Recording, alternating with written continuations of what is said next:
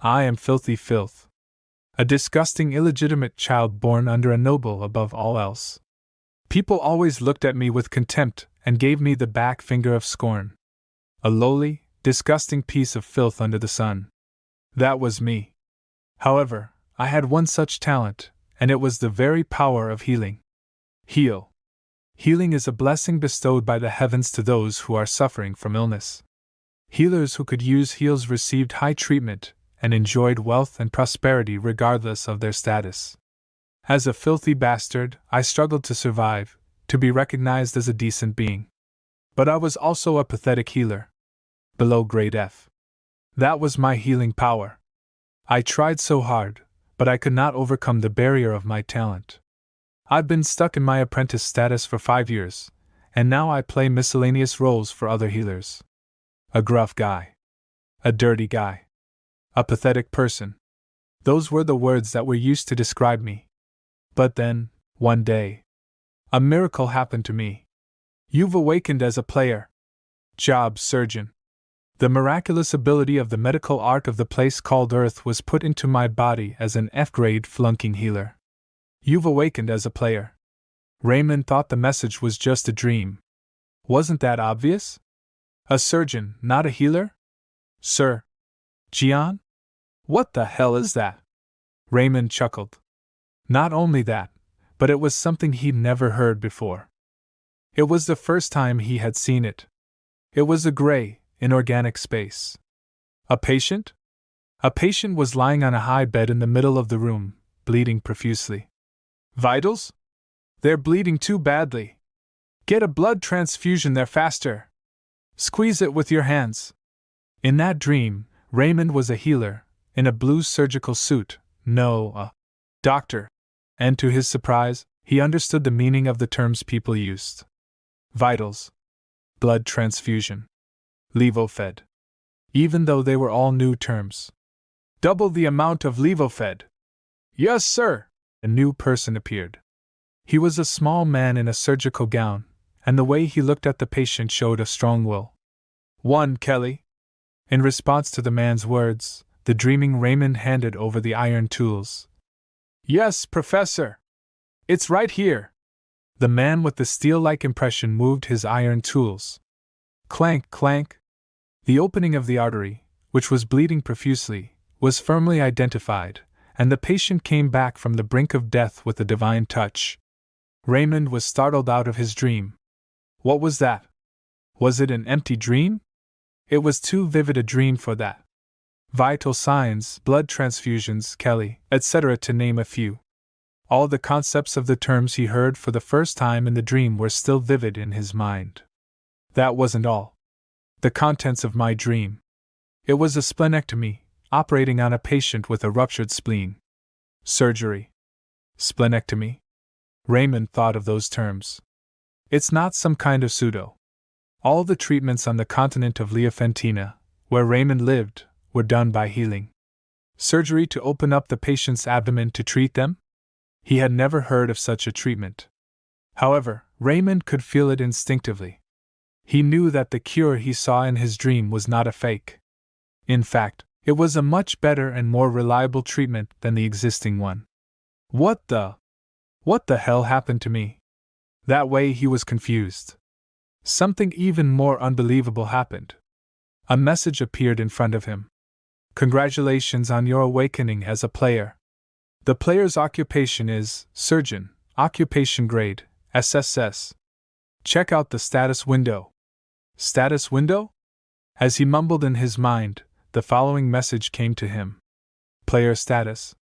Name, Raymond. Class, surgeon, SSS. Occupational grade, novice resident. Level 1. Experience, 0/50. Skill points, 0. Auxiliary occupations, not activated. Skills. Stamina, 3. Senses, 2. Intellect, 17. Attribute skills. Heart of Steel, D. Ancillary skills. None. The player's level is too low to use the surgeon ability. Treat your patients and gain experience. The higher your level, the more infinite growth you will be able to achieve in the future.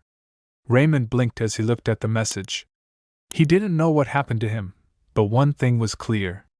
An unbelievable miracle had come to him. Bellin Treatment Center. This was the clinic where Raymond was learning as an apprentice, and it was one of the most prestigious clinics in the kingdom's capital. However, the people in the clinic did not look at Raymond favorably at all. What is that pathetic bastard still doing here? Right. He doesn't even know what the theme is. How long does he plan to stay in the treatment center? Coming from a filthy illegitimate child background, the worst talent, not even in F grade, he was a miserable pathetic man despised by everyone. Shh. Be careful. What are you going to do if he hears that you're talking behind his back? So what? He's an illegitimate child anyway. Normally, Raymond would have given in to that snide remark, but not as much as he did today. Because he was distracted by other things. Suddenly, he heard a voice throwing a tantrum. Hey, Raymond. Chief Healer Lance is calling. Pardon? Oh, you're clumsy and slow. You were born short and now you've eaten your ear off. Hurry up and go. Raymond rushed to Chief Healer Lance's office. Welcome, Senior. A young-looking healer greeted him.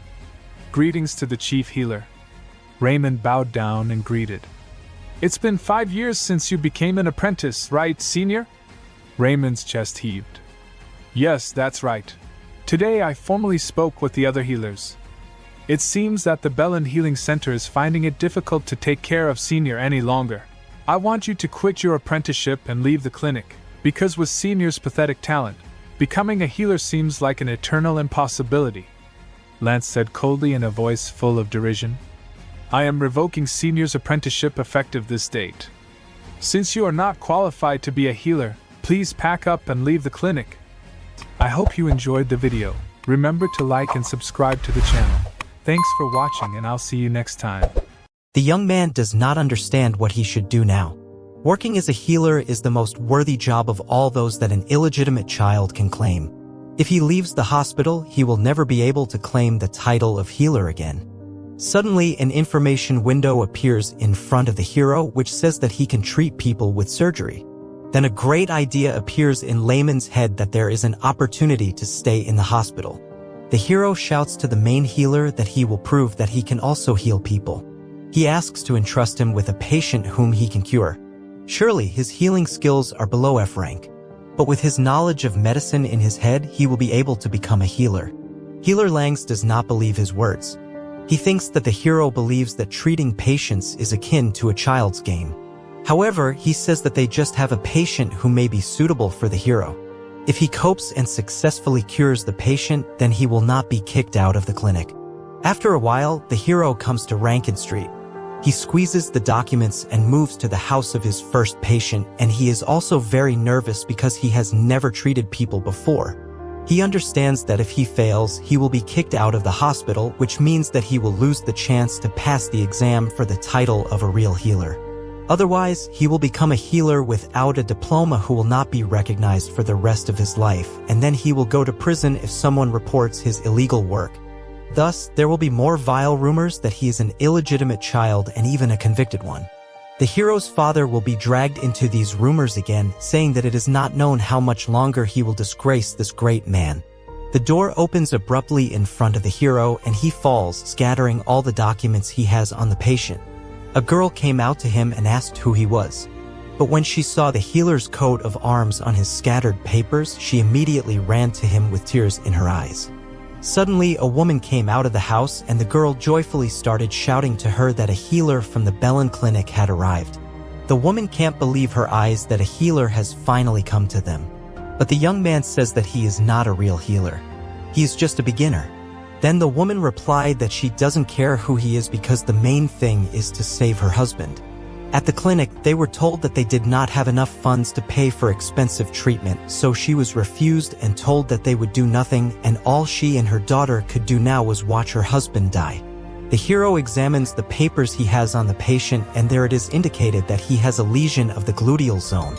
A man is sick with a serious illness called an abscess, which is a serious illness and a healer of at least B rank is needed to eliminate it.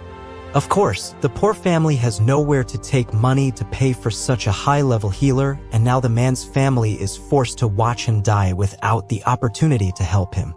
Here, the hero realizes that this situation is similar to his when he was still young. One day he came to the clinic and asked for help. With all his might, he begged for it and said that he would earn not enough money because he only needed his mother to be cured. The cry of a little girl who asks to save her father pulls out of his thoughts. The hero pulls himself together and asks to show the patient. Suddenly, a system window appears in front which says that the hero decided to help the needy free of charge, so an additional bonus in the form of 5 skill points became available to him. The hero can get points from me by completing various tasks that the system will give, and he will be able to use these points to gain the skills necessary to treat patients. Suddenly, a golden system window appears which says about the beginning of a new task. The essence of it is that Layman must cure his first patient. The young man, after reading the last sentence, adjusts to the fact that now there will be a moment when he will be able to cure his first patient.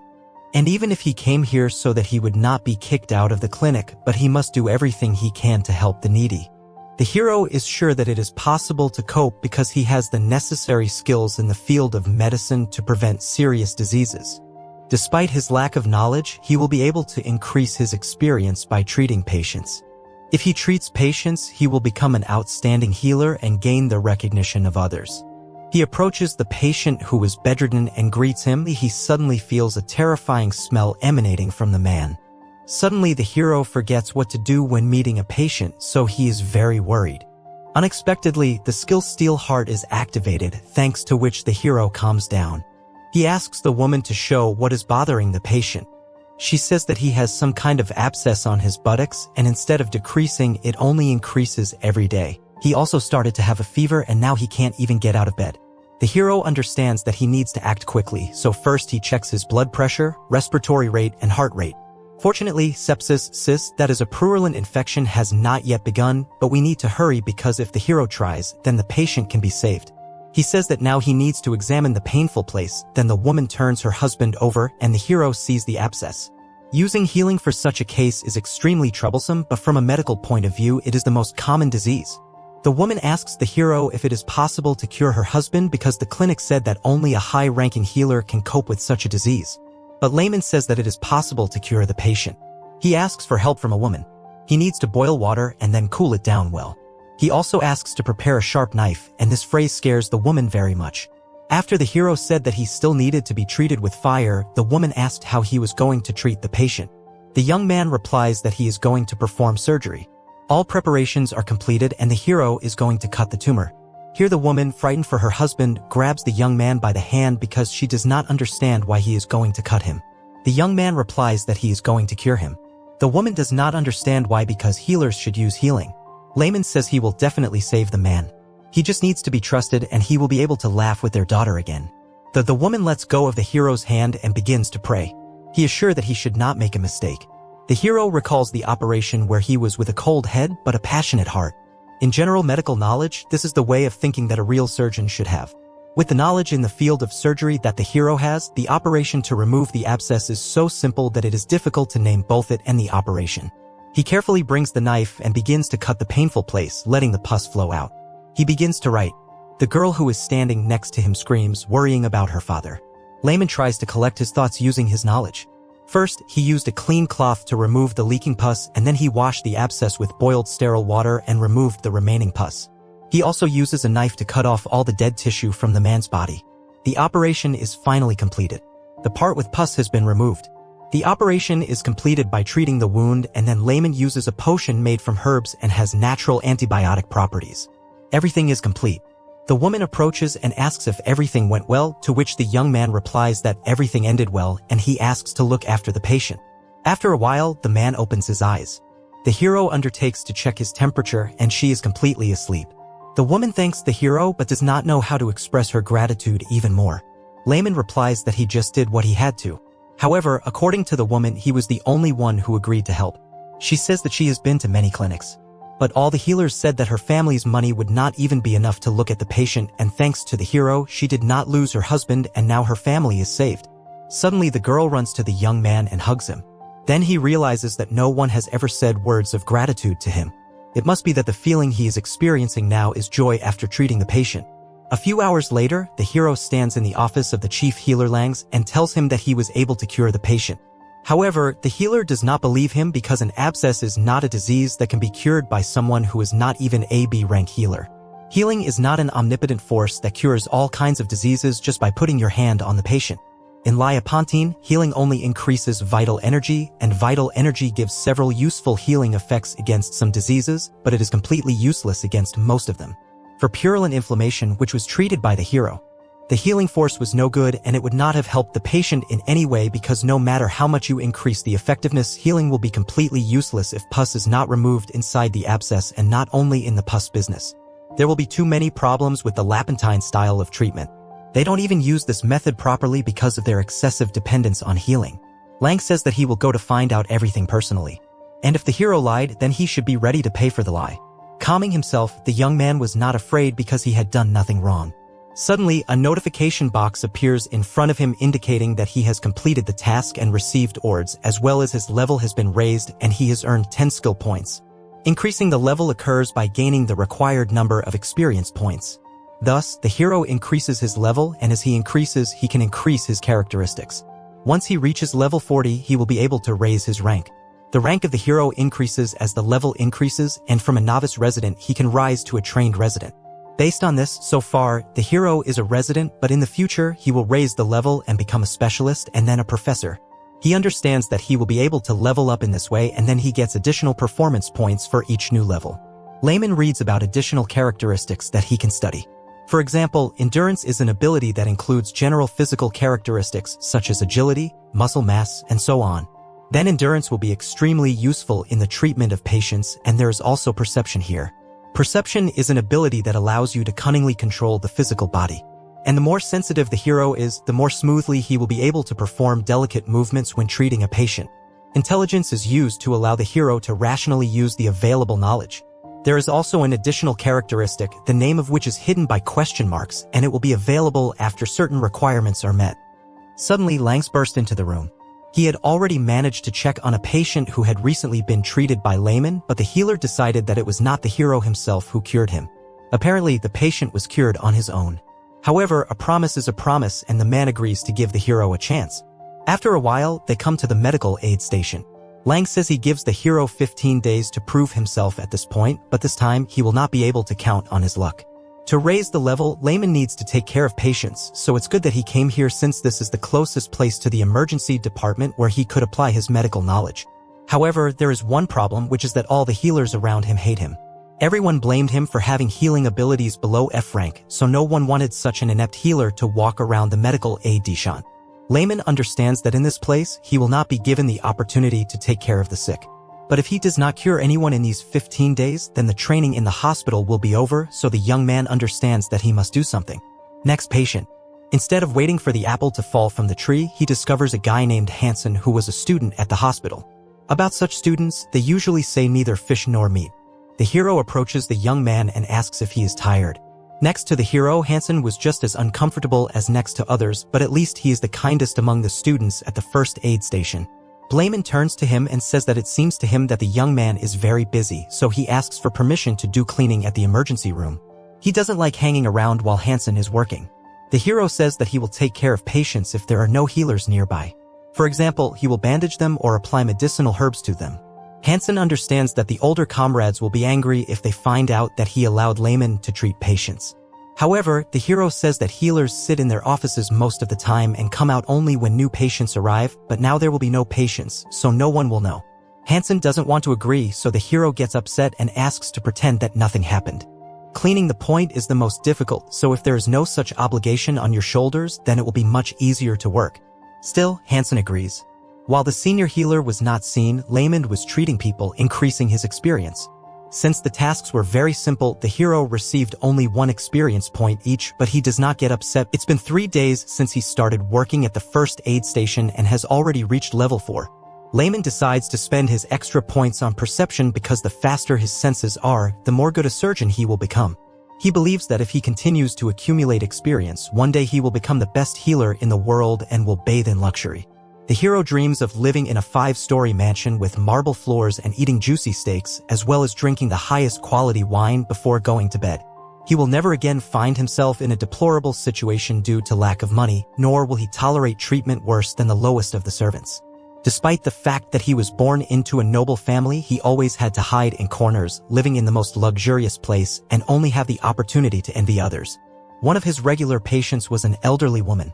She said that the hero is very handsome and kind, and also said that she has seen many healers in her lifetime, but the hero is the sweetest of all those she has seen. Lamont says that, of course, he should be nice because it's so upsetting when you're sick and they treat you badly. He experienced it when his mom was sick. The woman says that she was once treated by a healer, and it seems his name was Langs. He was skilled, but with this terrible evil so much that the woman's well-being deteriorated again.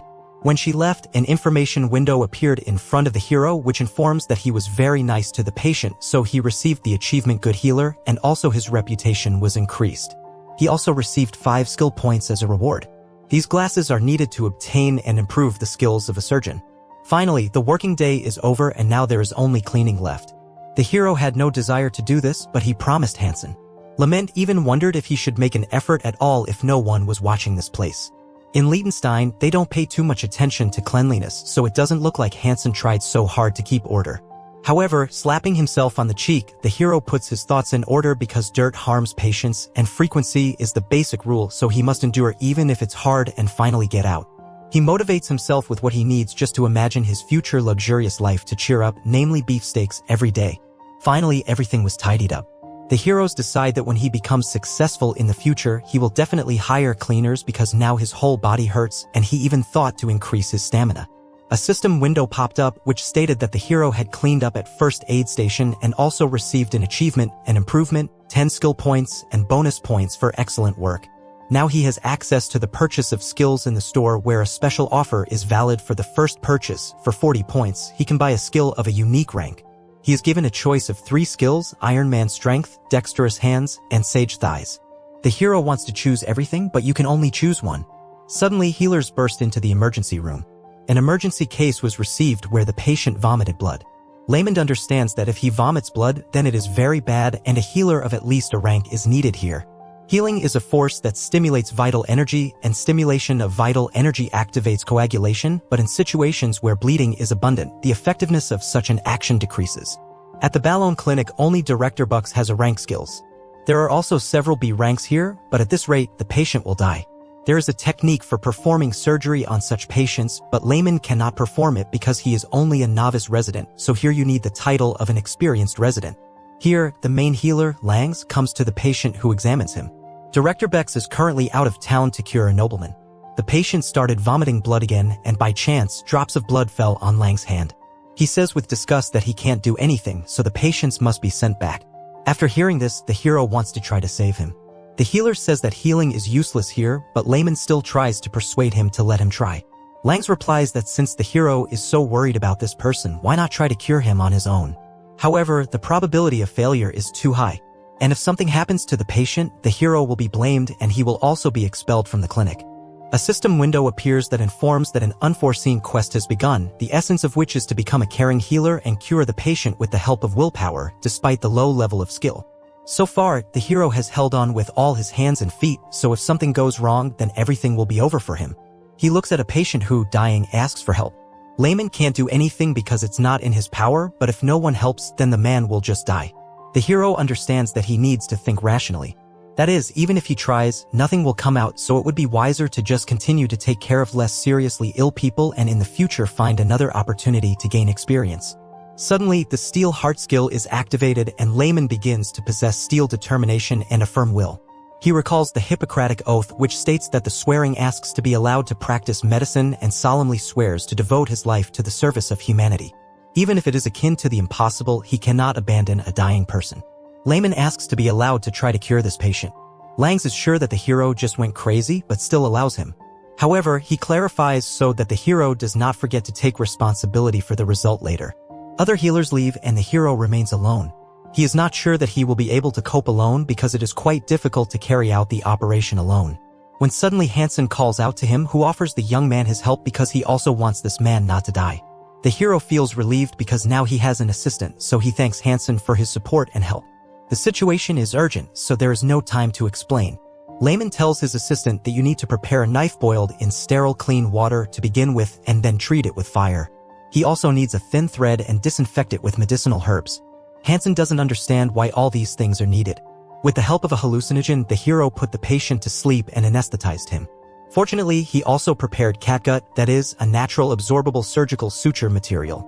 Blamond had prepared it in advance just in case because it was easy to get since it is used by magicians from the wizard tower. First, you need to disinfect the place on the body where the surgery will be performed.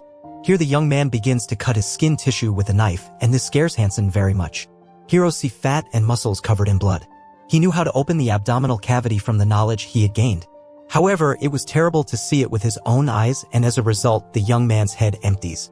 The hero begins to shake, but suddenly the skill steel heart is activated, which allows the young man to become more adamant. Layman thinks about wealth, male, and calms down. He just needs to follow the knowledge of surgery. He must perform a median laparotomy. That is a method of surgical intervention by dissecting the tissues in the area of the anterior abdominal wall. Hansen is just terrified because he doesn't understand what the heroes are doing to the patient and should he stop him. However, he sees the confident look of the hero and does not risk stopping him. Yellow fluid oozes from the duodenum. This is a perforated ulcer, so it is necessary to bind the artery and block the hole. A perforated ulcer is a through defect in the wall of the stomach and duodenum, as in this case with access to the abdominal cavity or retroperitoneal space. Here, the hero asks Hansen to lift one red organ.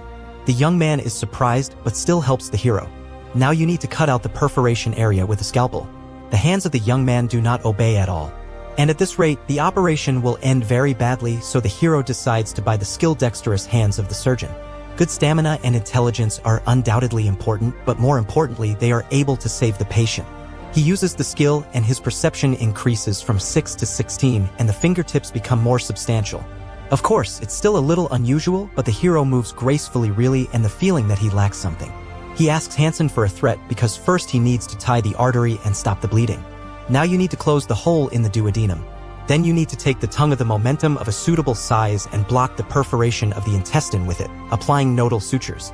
And finally, it remains only to check the vagus nerve, which is associated with the secretion of gastric acid, and also remove the spread gastric juice with clean water, and finally, do not sew it up. The operation is over.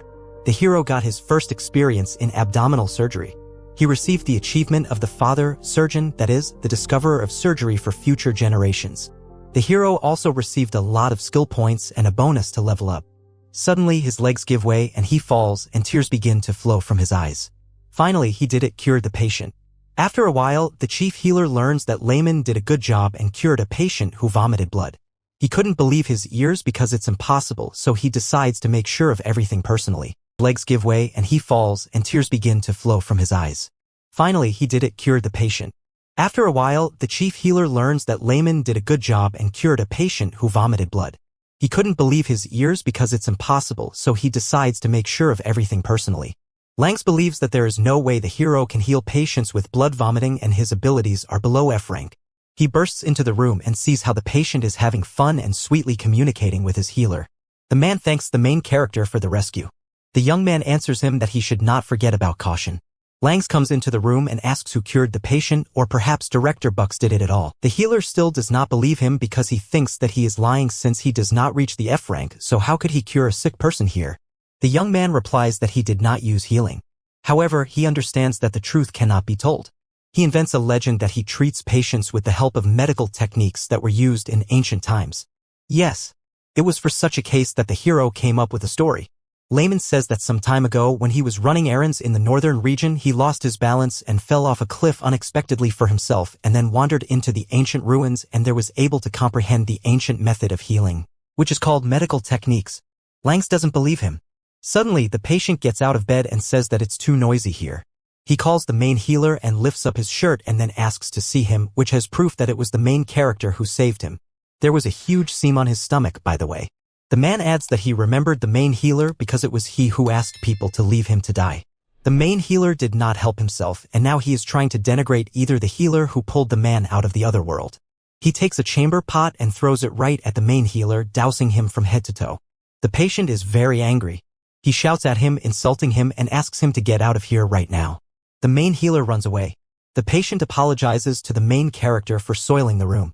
However, the young man replies that, thanks to him, he feels better.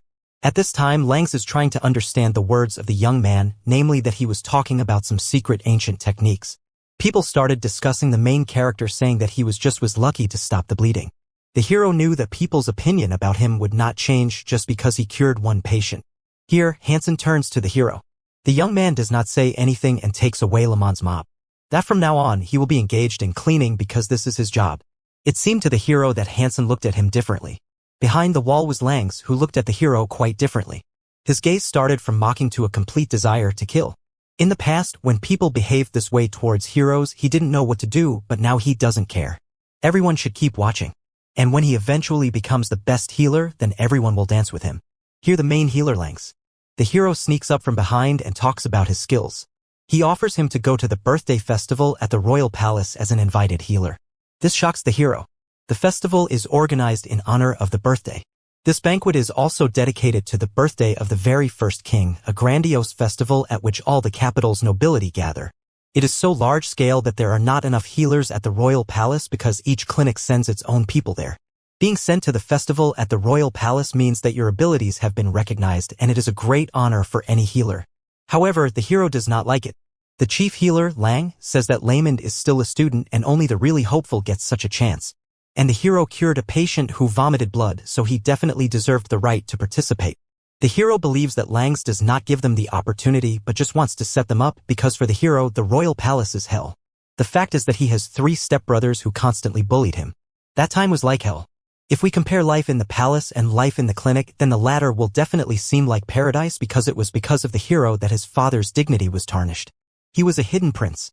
The Kingdom of Houston is a country where chivalry and nobility prevail, so it does not recognize illegitimate children.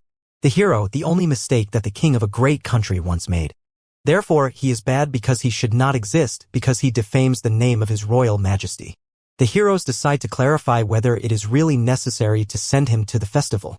Lang says that if he does not like it, then let him not go. Only the hero should not forget that the completion of his training is in the hands of the main healer. Layman really wants to hit him, but he can't do it.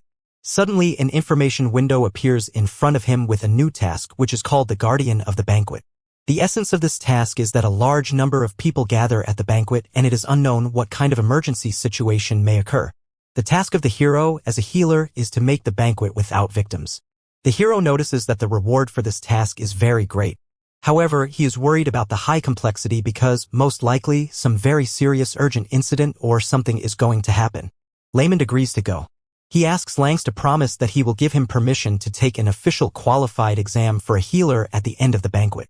Even if everyone present at the clinic behaves ridiculously unfairly, the only reason why the hero still remains at the Bellin clinic is the desire to take the qualification exam for a healer. He can't go to the palace without asking for something in return. A few days later came the royal festival. 5 years ago, the hero left the royal palace and here he is again. He's thinking about going back to the Bellanda clinic. He doesn't understand how he can help an urgent patient at all when his healing powers are below F rank. There will be a lot of skilled healers at the banquet. However, if healing is useless for this person, then he may die. The young man understands that he should not avoid the palace because he has done nothing wrong. He didn't want to be born out of wedlock, so it's the fault of his father, the king, and the hero is just a victim. As a result, an information window appears again which says that the hero decided to look fear in the eye, so Steelheart reacted to his concern. He calms down.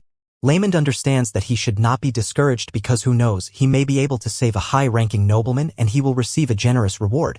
However, before entering the castle, the hero must acquire useful skills. He looks at the profile menu which states that for skill points, he can acquire any skill he wants. However, due to his low F rank class, there are some restrictions, so the skills available for purchase are divided into 2 groups, attribute skills which can be purchased 5 pieces and passive skills which can be purchased 3 pieces. The hero decides to look at the attribute skills available for purchase and he sees several types of basic magic, which means he can learn magic for points. He decides to buy a skill called the Method of Dealing with Jerks because there are a lot of them among the noble people. After a while, the banquet begins. People raise their glasses to His Royal Majesty, to the king, because no one can compare with the greatness of His Majesty. Thanks to this man, the Kingdom of Houston has become so developed. He was an outstanding knight and military commander as well as a politician who thinks about his people. He was a monarch who listened to the nobility and no one dared to mock the king. That's why all the people spoke badly about the hero, because if it wasn't for him, the king would have been just perfect. The banquet also discussed the main character, calling him the hidden prince who left the castle 5 years ago. There was a lot of gossip about him, but right now he was standing in a group of healers. Suddenly one of the people notices a young man in the corner who looked like a hidden prince. The hero rejoices in his steel heart because before he would have been simply discouraged catching such glances on himself, but today he does not care about anything. He thinks that today he shines like never before. Suddenly the hero notices Princess Sophia. The girl had a look as if she was looking at a mistake that has not been fixed yet. However, if you compare this girl with the main princess, then she is just a dissatisfied teenage girl. She did not mock the hero because she simply did not have the strength to do so because, like the first queen, her health was not good. Even now, her complexion is still pale, so the hero thinks that she is still not cured. Suddenly, he hears a voice from the side. A red-haired young man, who was the fourth prince named Saddle, approaches him. As a child, the young man often beat the main character. And after this cruel childhood, his scars on his body still have not healed. He still can't move like a mouse in front of a snake. Saddle is very angry because Layman dares to ignore him. The hero was very scared at the sight of his brother. The steel hard skill is reactivated and he is no longer afraid of anything because his will is firm again. Saddle is designated as an extremely high complexity jerk. The skill method of dealing with jerks is activated. Suddenly, the hero makes a bow and greets the great fourth prince of the Houston Kingdom. The young man is surprised because the main character does not look scared, although he used to be so afraid that he could not say a word. Lament is trying to somehow play this situation by asking what brought the fourth prince here because this is a zone for healers and if he came here, it means he feels bad. Saddle doesn't understand what's wrong with the hero. He says he feels fine. The hero tries to send off the fourth prince as he feels well, so he sends him to the other side where the banquet is located. Suddenly, he sees a man who is crouched down and tries to help him, ignoring the fourth prince. The hero again turns to Saddle, hinting that he would leave faster. Saddle tries to humiliate the hero somehow, saying that he really feels bad, so he is in the zone for healers. He says that he has been feeling tired lately and he has no strength at all. Since healers believe that such big symptoms are the most difficult to deal with, he decides to check how the hero copes. The young man, after examining the fourth prince, concludes that he is suffering from alcohol poisoning. It turns out that the fourth prince drank every day. Excessive amounts of alcohol can cause a functional disorder of the body. Therefore, most likely, this is the cause of fatigue, His Highness, the fourth prince. The hero advises him to refrain from drinking alcoholic beverages and have a good rest. Saddle gets upset and leaves in a bad mood. With a calm smile on his face, Raymond respectfully asked Prince Saddle to take care of his health. The prince, standing tall in his regal attire, could only nod, unable to refuse as Raymond showered him with sincere compliments. As Raymond inquired if the prince had any other health issues, the prince simply shook his head, giving a brief and final no. Raymond wished him a good time at the banquet, his voice filled with pleasant courtesy. But deep inside, Raymond was overjoyed. He had successfully dealt with the villain, the one man he had feared. Saddle was puzzled. Why was Raymond behaving like this? Why wasn't he trembling in fear like he used to? Before, Raymond would have been too scared to even speak in the prince's presence, let alone joke around. But today he felt victorious. Raymond knew why. He had made the right decision when he bought that special skill. Without it, he would never have been able to face the prince so boldly. As he glanced at the prince, a thought crossed his mind. This man is no threat at all. For the first time in a long while, Raymond felt completely at ease. He even started bantering with the prince, making light jokes that subtly poked fun at the man who once made his life difficult. This playful exchange caught the attention of Princess Sophia, who quietly approached. Raymond turned abruptly, startled by her sudden appearance. In an instant, Raymond bowed deeply, his hand placed firmly on his chest in a gesture of respect. But the princess was not amused.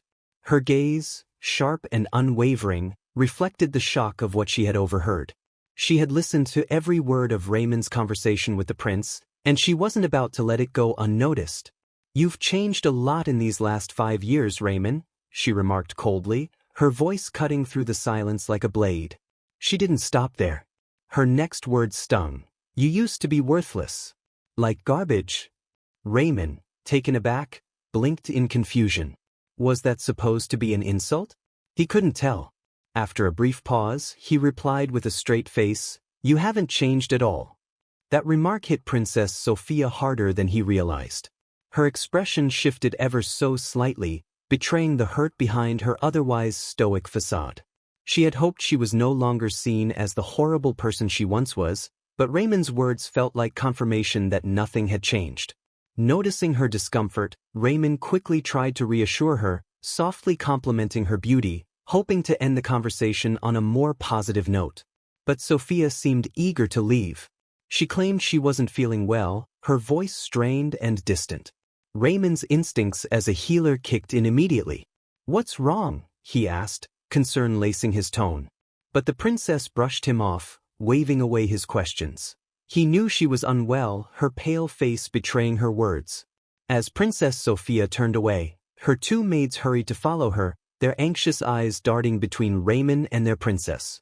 Though she was rude and quick to anger, Sophia was a true princess in every sense. She took her place on the throne at the head of the banquet hall, a picture of grace and power. The room erupted into cheers as the banquet officially began. Princess Sophia rose to give her speech, her voice clear and authoritative as she welcomed everyone to the celebration. She spoke with confidence, congratulating the gathered nobles on this joyous occasion. But as her speech continued, Raymond, standing among the crowd, noticed something was wrong. The princess's movements became sluggish. Her face grew paler and her once strong voice began to falter. Raymond's heart raced as he watched her closely. Sweat glistened on her forehead, her hand clutching her chest as if the very act of breathing had become a struggle. The crowd seemed oblivious, but Raymond sensed the danger. And then, in the middle of her speech, it happened. Princess Sophia staggered, her legs giving out beneath her as she collapsed to the ground. A wave of panic swept through the banquet hall. Screams filled the air as nobles rushed forward, trying to help, but Princess Sophia lay unconscious, her face devoid of life. A group of men shouted for a healer, their voices tinged with fear. The older nobles hurried toward the fallen princess, their faces grim, while others stood frozen in shock. The atmosphere was chaotic, but Raymond remained still, his mind racing. The healers arrived in an instant, and one young healer, a boy barely out of his teens, stepped forward. He placed his hands over the princess, green healing magic swirling in the air. But to everyone's horror, it didn't work. The magic flickered, but the princess's condition didn't improve. The healer's face paled, his eyes wide with fear. He stepped back, shaking his head in disbelief. Even the best magic couldn't save her. Raymond watched from the sidelines, his thoughts a whirlwind. Should he step in? Could he risk it? As an apprentice, he wasn't supposed to interfere.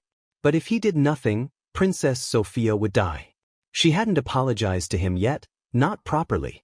He couldn't let her die without making her apologize for all the torment she had caused him. With a newfound determination, Raymond stepped forward, his voice loud and unwavering. "I'll treat her myself," he declared. The healers, startled, turned to him in disbelief. The lead healer, Ing, tried to stop him.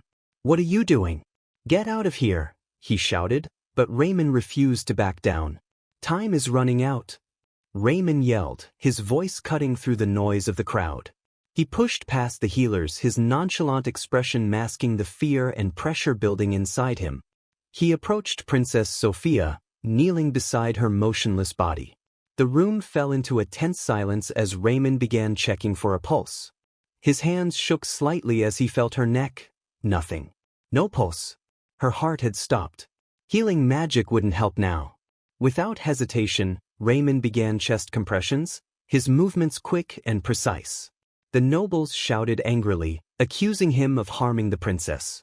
But Raymond ignored them, focusing solely on saving her life. Sweat dripped down his face as he continued, his arms burning with effort. The room erupted into chaos, but Raymond remained focused. Suddenly the king arrives there and stares at the situation, and asks the healers can they save Sophia. All healers stayed silent with a sorry face. After seeing that, the king commands the guards to let Raymond try. Raymond continues to give chest compressions to the princess, but her heart won't start beating. Raymond realizes that if this keeps up she'll die. Nobility will imply that he is the one who killed the princess. Suddenly, he had an idea. His mind raced back to the blue screen, the skill menu. If healing magic couldn't work, maybe something else would.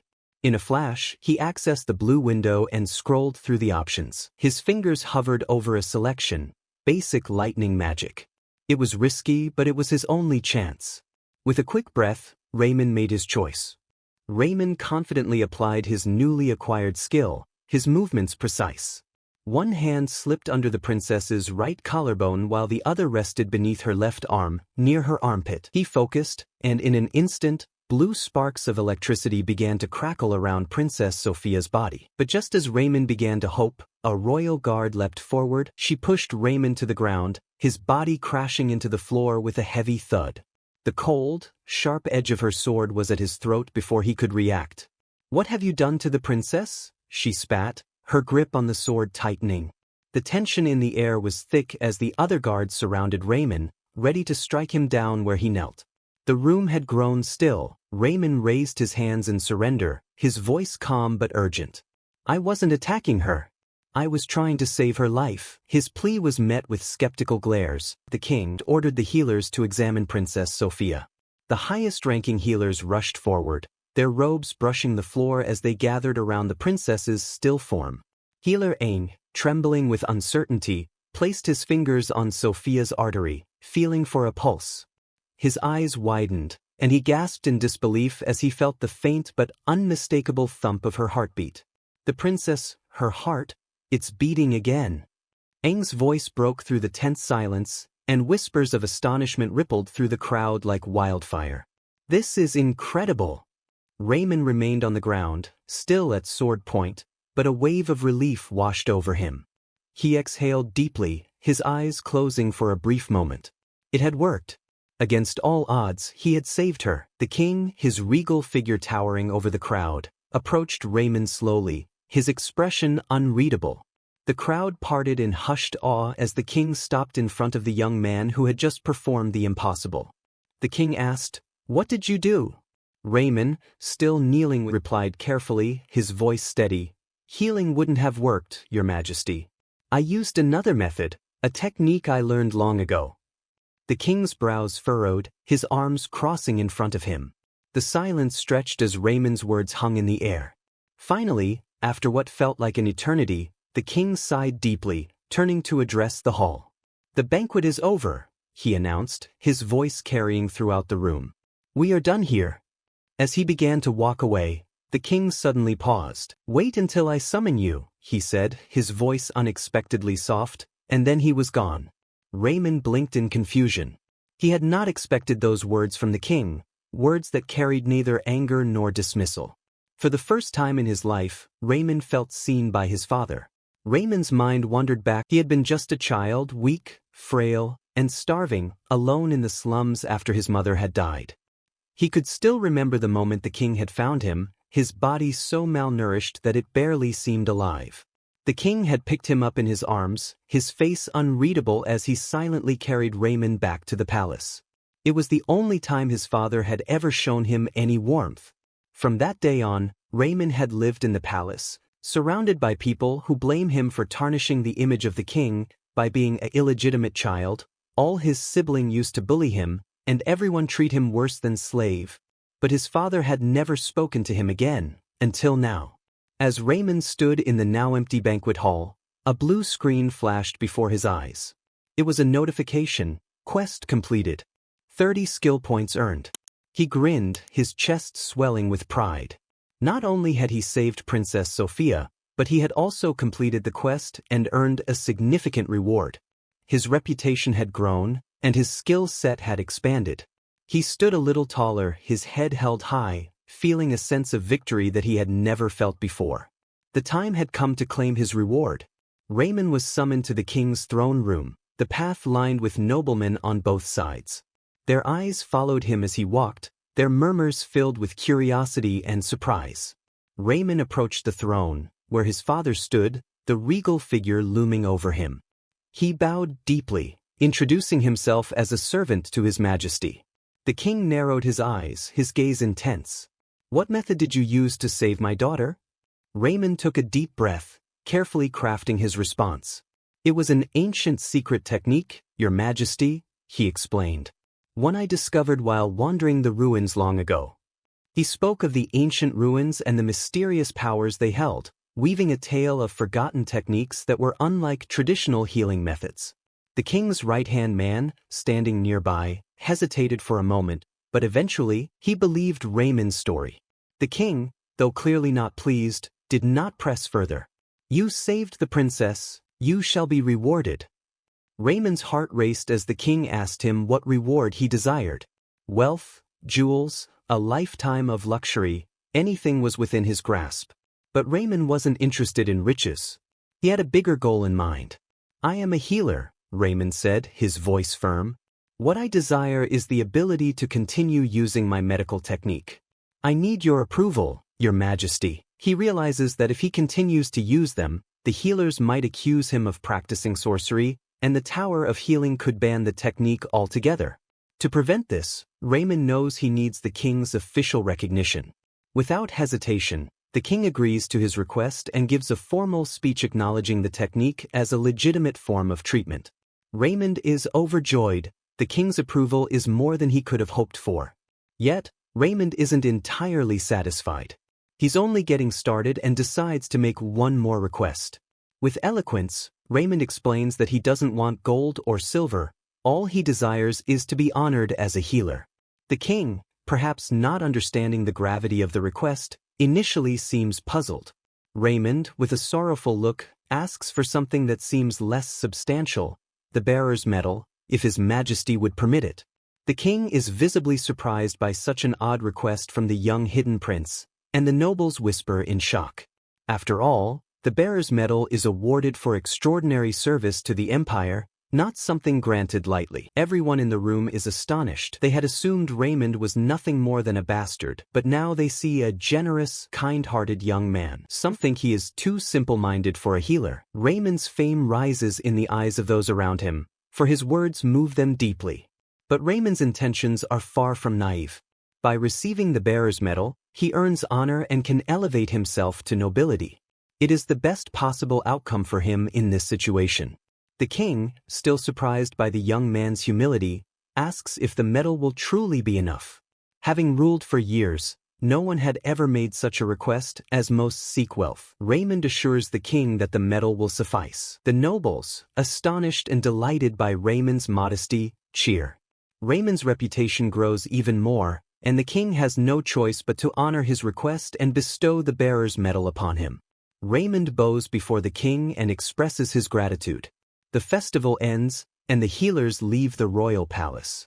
Raymond, immensely satisfied, could not have expected such a result. As the king watches Raymond leave through the window, he reflects on the young man.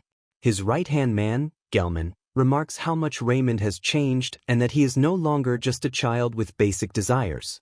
Gelman remembers the day he first encountered Raymond in the slums, a frail child on the brink of death. The king had made the decision to save him, even though the boy was illegitimate, and to give him a chance at life. Raymond's mother had left the palace after discovering the king's identity, choosing to leave quietly to protect his honor. Gelman continues to express his concerns that acknowledging Raymond might damage the king's reputation, but the king is resolute and leaves the room without discussing it further. Gelman reflects that, after the situation with the princess, it might have been better for Raymond to have been the illegitimate son of a commoner than to endure years of abuse in the palace. He had advised the king that Raymond, once mastering his technique, could achieve great things, despite the difficulties faced by illegitimate children.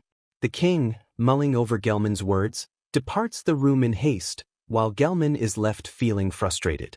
Meanwhile, Raymond returns to the clinic where he is studying. Unsure of how his fellow students will react to his achievements, he walks in proudly, his head held high. His fame has already reached the clinic, and students swarm him with questions. Raymond relishes the attention, knowing that just a short time ago, they had viewed him as nothing more than trash. Even Langs, the chief healer, is now cautious of him. But Raymond hasn't forgotten Lang's promise of a qualifying exam. Langs, seething with anger, addresses Raymond with a Sir prefix, confirming that he is now eligible for the exam. Raymond, mocking Langs, repeats his name with the title, Sir, enjoying his newfound status as a nobleman. Furious, Langs begrudgingly apologizes for his improper tone and formally greets Raymond according to etiquette. The chief healer, though furious, is forced to bow before him. Raymond savors the moment, though he knows he cannot retaliate against those who once tormented him, for he lacks the authority and power to exact justice. He must be content with his current victories. Raymond focuses on gaining the respect of his fellow healers, working diligently and treating as many patients as he can. As his experience grows, so does his intelligence and skill. Even the patients begin to praise his humility and dedication. Hansen, another healer, starts observing Raymond closely, though it's unclear whether out of admiration or something else. One day, alarms ring out as a patient with a severe stomach wound arrives at the aid station. The healers gather around him, trying to treat his injuries. Raymond thinks to himself that a B-rank healer like Langs should be able to handle this case, but Langs just stands there, staring at the bloodied patient. Raymond is puzzled. Why isn't Langs doing anything? Though the patient is gravely injured, he had walked several meters on his own, losing a lot of blood in the process. He keeps muttering about leaked information and collapsing from exhaustion. Meanwhile, in Augusta County, a noble estate, a dark-haired young man speaks with Count Augustus about the hidden prince's deeds. The count, who had suspected Raymond of being untrustworthy at the banquet, acknowledges that Raymond is skilled but believes he will never become a prince. The count's family supports the third prince, Liberton, though it is more likely the second prince, Karen, will take the throne. The count hands a letter to Killian, instructing him to deliver it to the third prince, while cautioning him to avoid drawing attention from the second prince's watchful eyes. Everything happened so quickly. The attacker had likely been sent by the second prince, and though Killian barely fended him off, he lost a significant amount of blood. He somehow managed to stagger to the nearest clinic, nearly unconscious, but determined to survive. When the healers saw Killian, they were horrified and immediately sounded the alarm for an emergency. Despite being gravely wounded, Killian remained standing, pleading for the strength to save his life. The healers scrambled around him in a panic, urgently calling for Chief Healer Langs. Killian was confident he wouldn't die here. He believed they would save him. But to Killian's surprise, Chief Healer Langs showed no urgency. He simply stood by, observing. It quickly became clear why. Langs coldly declared that he had no intention of treating a beggar like Killian. He didn't want this man on the clinic's records, nor did he want to deal with him for days. Langs ordered that Killian be sent to another clinic, one meant for commoners. Killian, struggling to speak, tried to inform Langs that he was from the noble Augustus family, but he couldn't form the words, coughing up blood as he gasped for breath. Langs turned away with contempt, declaring that someone of Killian's low status couldn't possibly receive treatment in such a prestigious clinic. At that moment, Raymond stepped in, challenging Langs. He pointed out that no healer at the nearby clinic was qualified to treat such a serious case, and if they sent Killian away, he would die. Langs, mocking Raymond, sarcastically told him that if he wanted to treat Killian, he was welcome to try.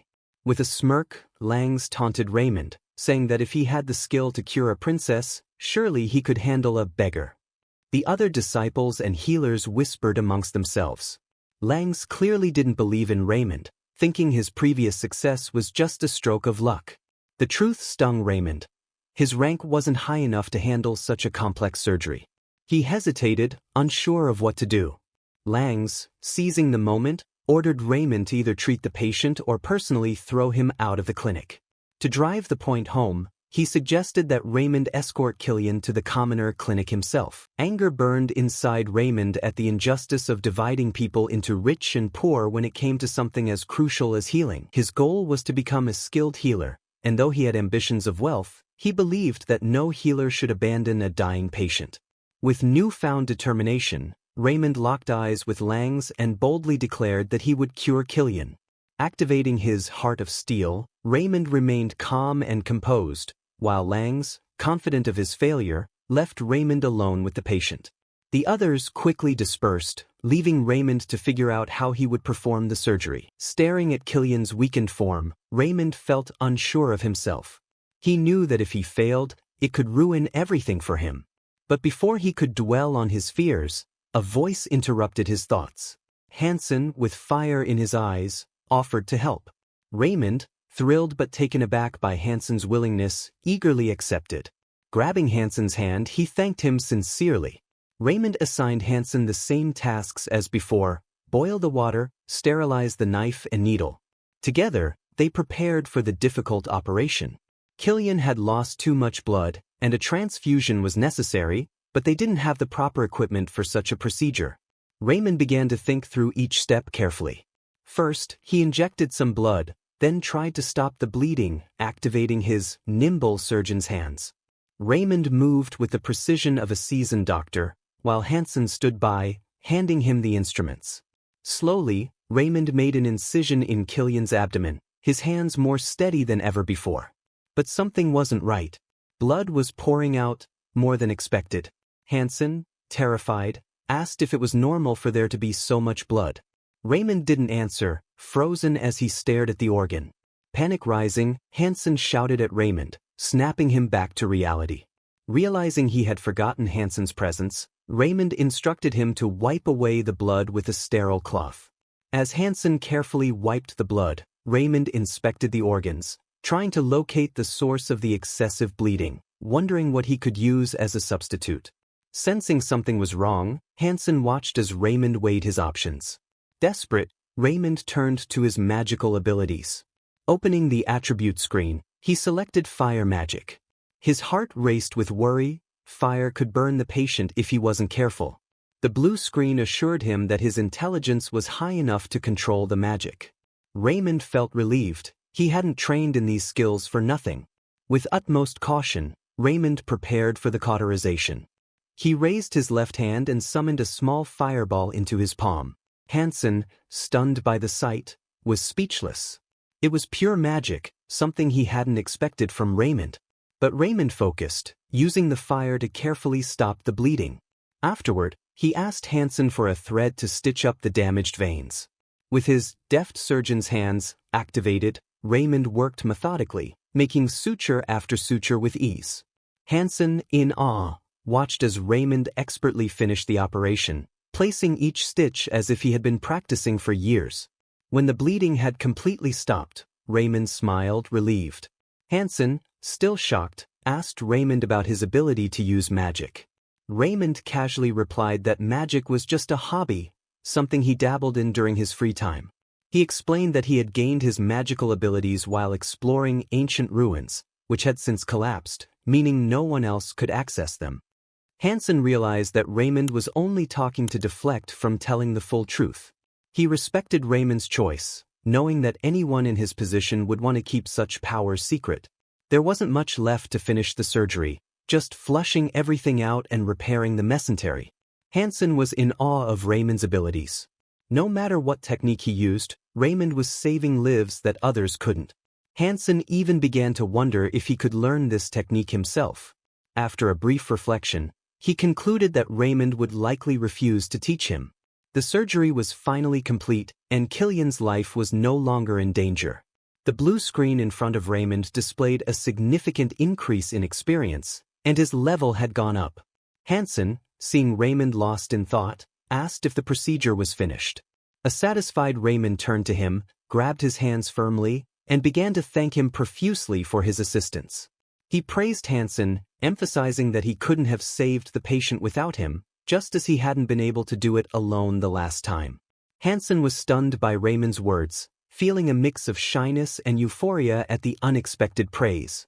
Raymond was certainly an unusual young man. Soon after, Killian began to regain consciousness, much to the delight of the two healers. Still somewhat disoriented, Killian asked what clinic he was in. With a smile, Raymond and Hansen explained that due to the severity of his wounds, he had been treated at the Bellin Clinic. Killian mentioned the White Clinic, recalling that the chief healer wanted to send him there. Just then, Count Augustus burst into the room, shouting his son's name. The Count rushed to Killian's bedside, calling him son. Both Raymond and Hansen froze, realizing that the patient they thought was a beggar was actually the noble son of Count Augustus. Killian, now more alert, recognized his father and addressed him. The Count grasped his son's hand tightly, relieved that he had been treated at the Bellin Clinic, where the healers were highly skilled. He asked who had saved his son, assuming it must have been the director or Langs. Hansen, unable to contain his pride, stepped forward, his head held high, and declared that it was Sir Raymond who had saved Killian. Raymond stood by with a satisfied expression. Killian turned to Raymond in surprise, asking if he was the same Raymond who had saved the princess. Hansen and Raymond didn't hold anything back. They told the Count everything. Langs had ordered that Killian be sent to the White Clinic, refusing to treat him, but Raymond had intervened and taken on the risk to save his son. Count Augustus was clearly shocked. Killian, thinking back on his appearance, suggested that Langs had mistaken him for a beggar, which is why he was treated so poorly. The Count's face darkened with rage, and it looked as if he might explode at any moment. Chief Healer Langs was informed of Count Augustus's arrival and immediately leapt from his chair, his face lighting up with excitement. He pushed past everyone, eager to greet such a distinguished nobleman. Rushing into the clinic's aid station, Langs entered the room where the Count, Killian, Raymond, and Hansen were waiting. Breathless, Langs enthusiastically greeted Count Augustus, apologizing for not coming sooner and introducing himself as the chief healer of the Bellin Clinic. Langs didn't even notice anyone else in the room, his attention solely on the Count. But an uneasy silence filled the space as three grim faces, those of Raymond, Hansen, and the Count, gazed at him coldly.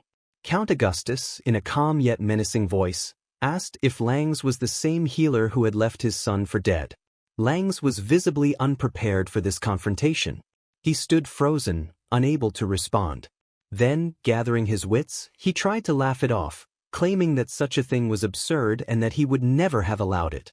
Slowly, Count Augustus stepped aside, revealing his weakened son, Killian, glaring directly at Langs, stunned and speechless. Langs realized the beggar was the Count's son. Panicking, Langs stammered, trying to cover for himself. He lied, saying he hadn't abandoned Killian and that it was all a misunderstanding. He even tried to deflect blame onto Raymond, insisting that he had assigned the case to Raymond because of his success with saving Princess Sophia. But Killian, sitting up, angrily interrupted, exposing Langs' lies. He recounted how Langs had referred to him as a beggar and refused to treat him, and how Raymond had been the one to save him. The Count's anger erupted. He shouted that Langs had not only neglected his son's life but was also lying to his face. Langs, realizing the gravity of his actions, dropped to his knees, begging for forgiveness. But Count Augustus was far too clever to be swayed by such groveling. He was deeply disturbed that Langs would have left even a commoner to die, let alone his own son. The Count, with unwavering authority, ordered his guards to take Langs away, vowing to put him on trial for neglecting a noble. Langs pleaded for mercy, but the Count remained firm, his fury only growing as Langs' lack of compassion became more evident. With a final verdict, Count Augustus declared that Langs would never again be allowed to work, not only in Hoston but throughout the entire Cross Alliance. Langs was in disbelief, his entire career in ruins. As he was forcibly dragged out of the clinic, he begged for forgiveness, but the doors closed behind him, ending his healing career for good. Raymond and Hansen exchanged satisfied glances, feeling no sympathy for the disgraced healer. He had gotten what he deserved. Then, Count Augustus turned sharply towards Raymond, startling him. The young healer had been so engrossed in the drama that he had forgotten to properly greet the Count. But the Count, his face softening, placed a hand over his chest and expressed his deep gratitude to Raymond. In a move that shocked Raymond, the Count even bowed slightly before him, thanking him for saving his son. Raymond, pleased but flustered, asked the Count to raise his head, insisting that he had only done his duty. In truth, if it weren't for the hidden prince, the Augustus family would have lost an heir. The Count, still humbled, offered Raymond anything he desired as a token of his gratitude. Raymond's inner thoughts danced with excitement. He could hardly believe this outcome. The Count continued, offering something far greater than money or jewels. He invited Raymond to become a friend of the Augustus family. Raymond, confused at first, asked what that meant. The Count explained that although Raymond now held a Medal of Honor, he lacked power and status. As a friend of the Augustus family, Raymond would gain their full support, a privilege that held immense value. With this connection, no one would dare speak ill of Raymond, at least, not anyone who feared the Augustus family. Overcome with excitement, Raymond eagerly shook the Count's hands, unable to hide his joy. Count Augustus thanked Raymond once again for saving his son, then asked if there was anything else Raymond wanted. Laughing, Raymond requested that the Count pay the medical bills, noting that even though they were friends, in the world of doctor politics, everyone had to pay their dues. Thankfully, the Count was not a beggar, or Raymond joked that he would be in trouble. They parted on friendly terms, smiling and exchanging final thanks. In private, Count Augustus had a serious conversation with his son, Kilian. Kilian questioned his father about the reward, thinking it was too insignificant for someone who had saved his life, considering the chaos his death would have caused for the family. The Count reassured Kilian, explaining that no reward would have truly sufficed in that moment. He warned that with the power struggle growing more unpredictable, Raymond, the hidden prince, would no longer be able to avoid it. Count Augustus continued, saying that while Raymond was not directly in line for the throne, talent could not be hidden forever. Raymond, once regarded as worthless, had now shown his abilities for all to see. His royal blood and rising talent would inevitably attract enemies. The higher Raymond climbed, the more dangerous his path would become. The Count hoped that by supporting Raymond, their family could protect him from the dangers ahead. Meanwhile, in the second prince's quarters, the lavish interior reflected his refined taste. The prince was informed that Kilian had been saved by none other than Raymond, the very person he had dismissed as useless. The assassin he had hired knelt before him, explaining that though Kilian had been mortally wounded, the Bellin Clinic had somehow saved him. Neither the assassin nor the prince had anticipated this outcome. The second prince's carefully laid plans had been foiled by the hidden prince. Seething with anger, the second prince brooded over how Raymond had disrupted his scheme. He muttered insults at Raymond, frustrated that his plan had been ruined. Still, he remained composed, standing from his gilded chair and gazing out of a large panoramic window. The second prince decided he would have to keep a closer eye on Raymond, comparing him to a pet that had become too unruly. Back at the Bellin Clinic, Raymond treated an uncomplicated patient while reflecting on his conversation with Count Augustus. A surge of joy swept through him as he realized that after 5 long years, the opportunity he had been waiting for had finally arrived. With a clenched fist, he silently celebrated the fact that he could now take the healer's qualifying exam. Tears of joy welled up in his eyes as he thought of how close he was to becoming a real healer and doctor at the Bellin Clinic. However, whispers filled the clinic. The other healers and students gossiped about how Langs had been expelled because of Raymond. They speculated on how Raymond had managed to cure both Princess Sophia and Count Augustus's son, with some dismissing it as mere luck. One healer reminded the group that it was impossible to be lucky 3 times in a row, acknowledging that, strange as Raymond's method was, it clearly worked. 2 other healers reacted with shock and anger, dismissing the technique as pseudoscience. But the first healer stood firm, reminding them that the king himself had recognized the technique as legitimate. The other healers scoffed, claiming the king's paternal feelings must have clouded his judgment. Rumors spread that Raymond would be taking the exam to prove the effectiveness of his medical technique, but many doubted he would pass. Hansen, overhearing the conversation, felt disheartened by how little faith they had in Raymond. A few days later, the day of the qualifying exam arrived. Healers and apprentices gathered together, sitting on long wooden benches in the examination hall. Raymond and Hansen found seats next to each other. Raymond, brimming with confidence, had no doubt that he would pass the exam. After all, he had waited 5 years for this moment. Nearby students whispered among themselves, pointing at Raymond and calling him the hidden prince. They gossiped that, since Raymond was below F-rank, he shouldn't even be eligible for the exam, insinuating that his special privileges came from saving Princess Sophia. Hearing the students' remarks, Raymond's confidence wavered, and panic gripped him.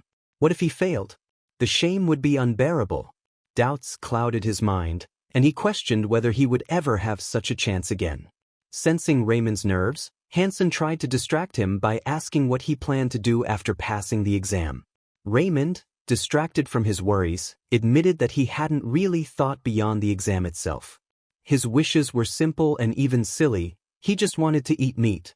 For 5 years, all Raymond had wanted was to pass the healer's exam. He had spent those years watching others treat patients while he was ignored, belittled, and humiliated. Now, all he wanted was the chance to heal patients himself. As he sat on the wooden bench, the faces of the patients he had saved flashed before his eyes. The feelings were indescribable, and his resolve hardened. The blue screen appeared before him, showing that his steel heart skill had increased. Raymond was surprised to see that his determination had grown even stronger just from thinking about his patients. Hansen encouraged Raymond further, reassuring him that he could pass the exam. Renewed by Hansen's words, Raymond's confidence returned. From a distance, one of the senior healers, who had believed in Raymond's technique, watched closely. He was surprised to see how calm and collected Raymond was, despite the pressure. Suddenly, the large doors to the hall swung open, and a woman entered, summoning Raymond for his exam.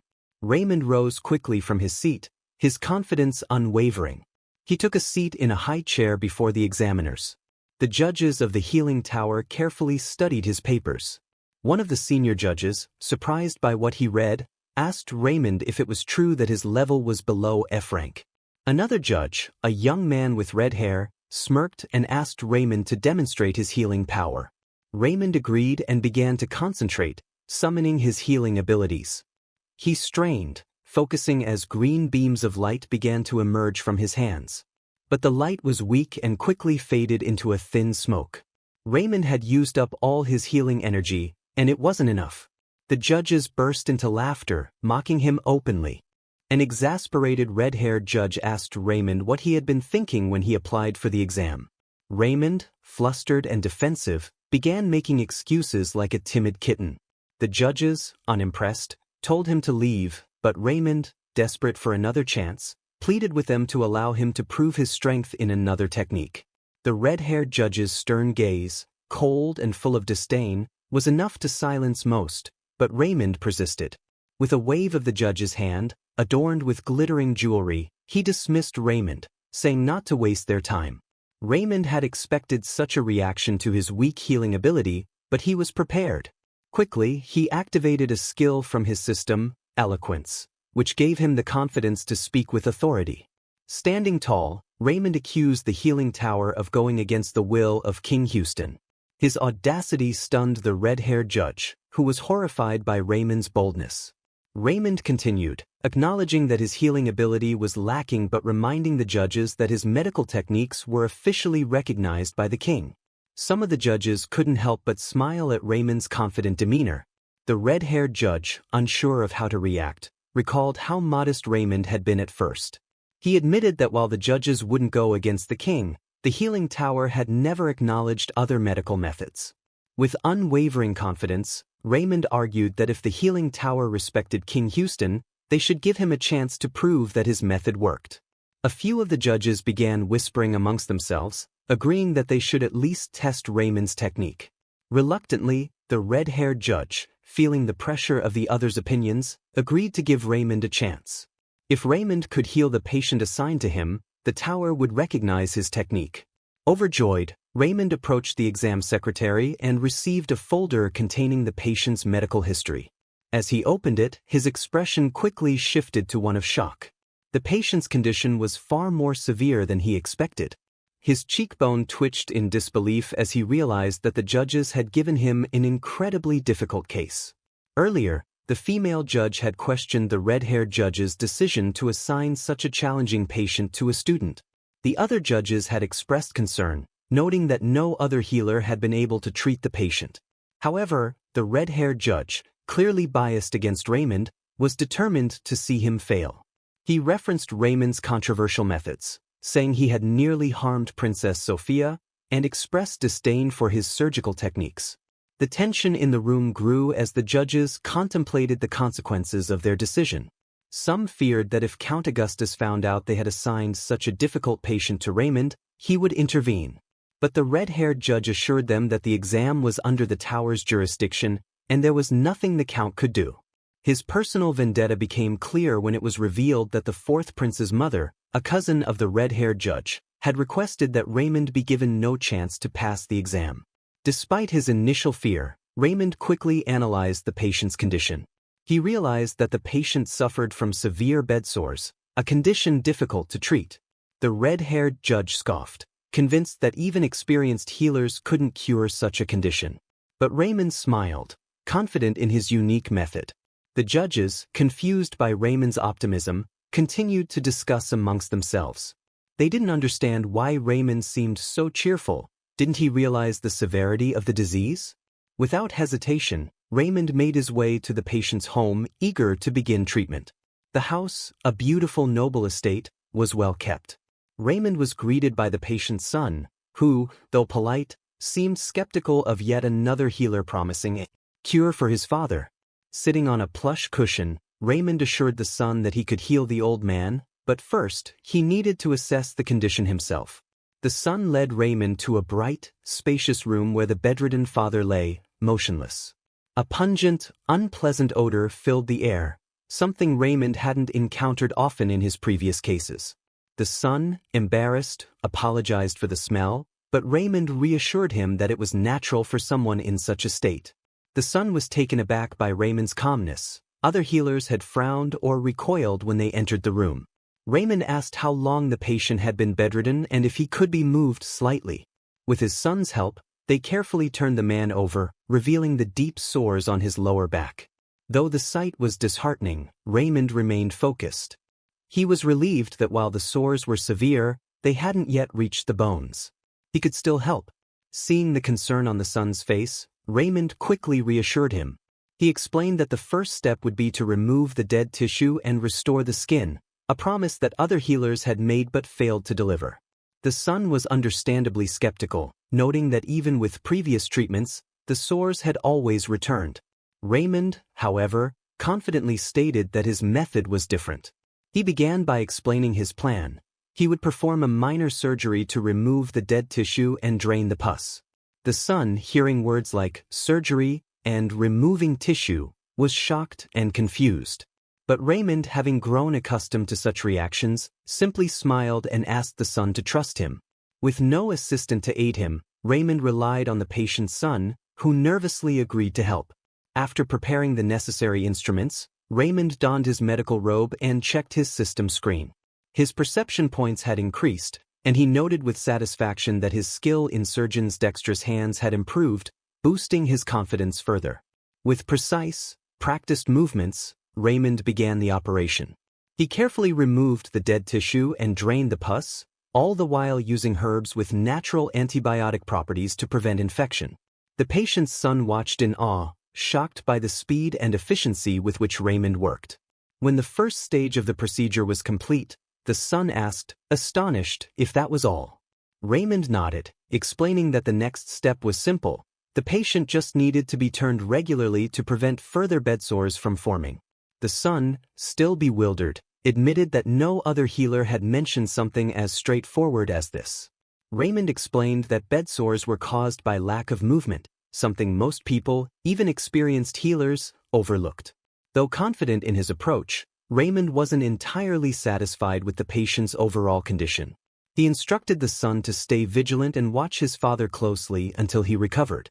The son, grateful and overwhelmed, showered Raymond with praise, amazed at how quickly the healer had tackled a problem that others had deemed incurable.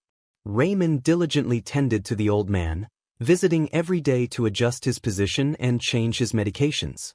Thanks to Raymond's persistent care, the old man's condition gradually improved until he was even able to sit up. The patient and his son were beyond grateful, unable to stop thanking Raymond for his efforts. The son, overwhelmed with emotion, even fell to his knees, expressing his deep gratitude, explaining that they couldn't afford a higher-ranked healer and had almost resigned to the fact that the father would soon die. But now, thanks to Raymond, his father was recovering. Raymond, humble as always, insisted that he was just doing his duty, but the joy of seeing his patient recover gave him a boost of confidence. As the old man slowly began to walk again, Raymond advised him to keep moving so that the bed sores wouldn't reappear. Meanwhile, back at the Healing Tower's Houston branch, the news of Raymond's success spread quickly, much to the fury of Count Harrison. The Count, enraged beyond belief, couldn't fathom how Raymond had managed to cure the old man's ulcers. One of the healer judges confirmed that he had witnessed the entire process with his own eyes, leaving Harrison at a loss. Despite his bias against Raymond, there was no legitimate reason to disqualify him. However, now the tower faced a new dilemma. What rank should they assign Raymond? Raymond's natural healing abilities were below F rank, yet he had successfully treated a patient that even B rank healers had failed to heal. The discrepancy left the tower in confusion. Some argued that he deserved a higher rank, like B or A, based on his achievements, while others pointed out that his healing skill itself was still ranked below F. Count Harrison, deep in thought, read through Raymond's case file carefully. After deliberating, he made a controversial decision. Raymond would be given a D rating. The other judges gasped in disbelief, arguing that the rank was too low considering Raymond had successfully healed a B+ ranked patient. They reminded Harrison that even Count Augustus wouldn't approve of such a low rating, but Harrison angrily retorted that Count Augustus had no authority over the healing tower. However, Count Harrison soon realized that his decision could have larger political implications. What would King Houston think, especially since Raymond had also healed the princess when other high-ranking healers failed? Harrison began to panic, clenching his fists in frustration, but he couldn't risk disappointing the fourth queen either. In the end, he made a decision to escalate the issue to Healing Tower's main headquarters, the central authority that ruled over all 10 countries in the Crusader Alliance. The judges were surprised by the move, but they recognized that it was a safe decision. By involving the main headquarters, they could shift responsibility and avoid further conflict. Not long after, a response arrived from the main headquarters. Count Harrison opened the envelope in front of the other council members, and the surprise in his eyes was evident to everyone. The Healing Tower headquarters had decided to create a new rank specifically for Raymond, U rank. It was unprecedented. The other healers speculated that U might stand for undetermined, suggesting that even the headquarters had struggled to categorize Raymond's unique abilities. Earl Harrison, though surprised, quickly realized the brilliance of the decision. By giving Raymond an U rank, neither the fourth queen nor King Houston could argue against it. The title was undetermined, leaving room for interpretation, but it was also a recognition of Raymond's skill. Soon after, news of the new rank spread across the kingdom, and it became a hot topic of discussion. Many healers and students mocked Raymond's unusual rank, making jokes about what the U could stand for: undefined, unappreciated, or even unvalued. Despite the ridicule, a few quietly respected Raymond's talent. As time passed, people would come to realize that Raymond's U rank stood for something far more profound, unattainable, and absolute. His abilities were beyond the conventional rankings, and the title became a symbol of mastery. When Raymond finally received his exam results, he couldn't believe his eyes. Overcome with emotion, he burst into tears of joy. After years of hard work, he had finally achieved his dream of becoming an official healer. His 5-year apprenticeship was over, and he could now work independently, earning a good living as both a healer and a doctor. However, Raymond's joy quickly turned into reckless excitement.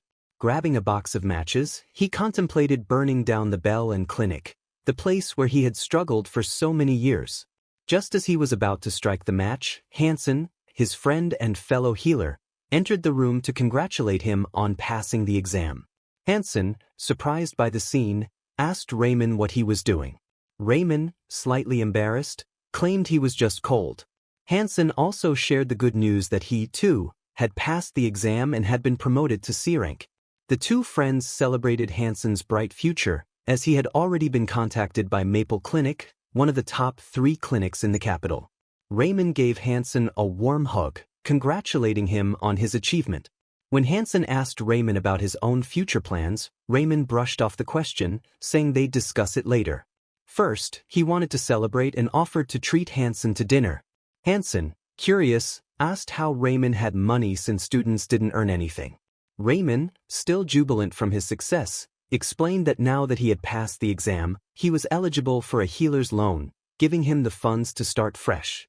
The two celebrated with a night of food and drink, becoming so intoxicated that their tongues slurred and they could barely walk. As they sat together, Raymond, in his drunken state, dreamed aloud of stacks of meat that he would eat every day once he became rich. In the midst of their merriment, Hansen grew serious, bringing up a question he had been asking for weeks, about the ruins where Raymond had supposedly found his medical equipment. Hansen, desperate for answers, begged Raymond to tell him the location of the ruins, hoping to gain similar powers. Drunkenly, Raymond finally told Hansen the truth: there were no ruins. He laughed, admitting that he had made it all up. His powers had come to him mysteriously, like a miracle, while he was cleaning the library. The knowledge had simply appeared in his mind one day. Hansen, visibly shocked and angry, felt betrayed by the absurdity of the answer. He had hoped for a tangible explanation, a secret he could pursue. Instead, he was met with what felt like a lie, and his anger boiled over. Hansen, frustrated, accused Raymond of not trusting him enough to share the truth and stormed off in a drunken rage.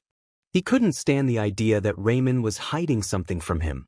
Later, while working at Maple Clinic, Hansen overheard his fellow healers discussing Raymond.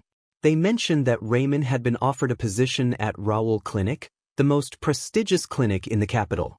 Hansen, still nursing his grudge, was caught off guard when he heard that Raymond had turned down the offer. This baffled him, as such a prestigious opportunity rarely came knocking. Furious, Hansen decided to confront Raymond directly. Bursting into Raymond's room, Hansen found him asleep. Shaking him awake, Hansen began yelling, demanding to know why Raymond had turned down the offer from Raoul Clinic, which was bigger and better than Maple Clinic. Raymond, half asleep, explained that he had a different plan. He was going to open his own clinic. Hansen was stunned. Raymond had just passed his exam, and now he was rushing to open a clinic without any prior experience. Concerned, Hansen tried to reason with him, suggesting he gain experience at an established clinic first. But Raymond remained resolute. It had always been his dream to open his own clinic once he became a licensed healer. Raymond explained that his class rank as a resident novice required him to treat as many patients as possible to advance. If he worked at an established clinic, senior healers would push him aside, depriving him of opportunities to practice his skills. Therefore, he needed to be independent.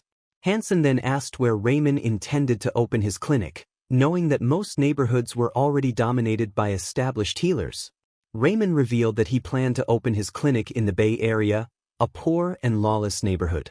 Hansen was shocked and tried to dissuade him, insisting that it was a place where he couldn't possibly make money. But Raymond was more interested in gaining experience and was confident that many people in the Bay Area would need his help. Meanwhile, the Kingdom of Houston was abuzz with tension among the royal family. Prince Liberton, the third prince, had been observing Raymond's career closely, especially since Raymond had turned down the Raoul Clinic offer, an opportunity Liberton had orchestrated as a reward for Raymond saving Count Augustus's son. Liberton had hoped that Raymond would gain enough experience to eventually join his service, but now Raymond's rejection was a personal affront.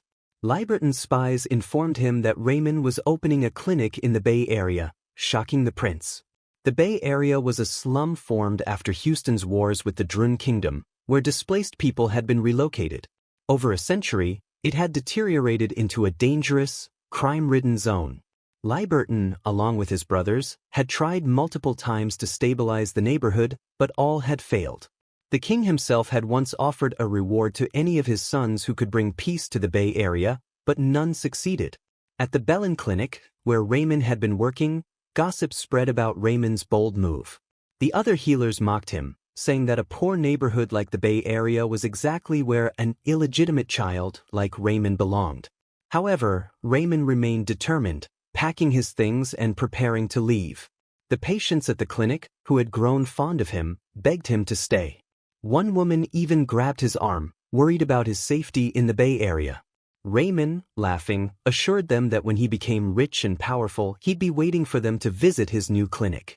Just as Raymond was about to leave, Hansen caught up with him, holding a letter. Raymond, surprised, saw that the letter was from Princess Sophia. Upon reading the letter, Raymond realized that the princess was pleading with him not to go to the Bay Area. Hansen, having also read the letter, tried once again to convince Raymond to reconsider. He argued that Raymond could gain experience in safer places and reminded him of the dangers lurking in the Bay. But Raymond revealed something that shocked his friend. He had grown up in the Bay Area. Hansen was taken aback, having always believed that Raymond had lived in the royal palace after being taken in by nobility. Raymond clarified that while everyone knew he had lived in the slums before moving to the palace, few knew that he had been much happier in the Bay Area than in the palace. He confessed that it had always been his dream to open a clinic there, and he asked Hansen not to worry.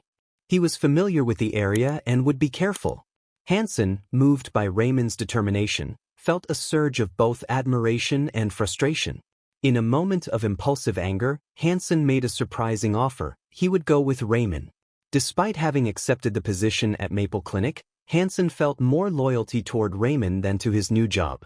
He admitted that he didn't like Maple Clinic very much anyway, as it was too focused on money and profit over healing people. Raymond genuinely cares for his patients, unlike many other healers. His dedication to healing makes him a figure of admiration for his friend Hansen, who continues to plead with Raymond to let him work alongside him. Hansen, however, has one small, yet nerve-wracking request. He wants Raymond to teach him his unique medical technique. Raymond is taken aback by this request. He questions Hansen, unsure if he's serious, but seeing Hansen's intense determination, Raymond realizes it's no joke. With a serious expression, Hansen makes it clear that this request means a lot to him. Though Raymond feels his level is too low to properly train anyone, a blue screen suddenly appears before him, revealing a new opportunity, the apprentice training mode. If Raymond accepts Hansen as his apprentice, they will both gain experience, although the effectiveness of the training will be limited due to Raymond's current low rank. Thinking it over, Raymond realizes the benefits. The experience points he would gain from training Hansen would increase significantly. With some hesitation, he agrees. Hansen, overwhelmed with joy, bows before Raymond, thanking him repeatedly for the opportunity. Raymond, now carrying the responsibility of being a mentor, gently places his hands on Hansen's shoulders, acknowledging that while he may not have the highest skill level yet, they would achieve greatness together. With Hansen officially becoming Raymond's first apprentice, the day of their long-awaited departure for the Bay Area arrives. As Raymond waits at the meeting point, Hansen arrives, decked out in iron armor. Seeing Raymond's bewildered expression, Hansen explains that the Bay Area is dangerous, so they need protection. Raymond can't help but laugh, even as Hansen jokes that Raymond should have worn chain mail underneath his clothes.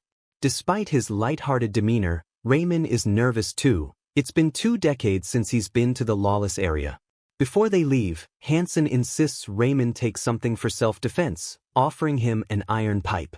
With another blue screen prompt, Raymond equips the pipe as a weapon, learning a self-defense skill.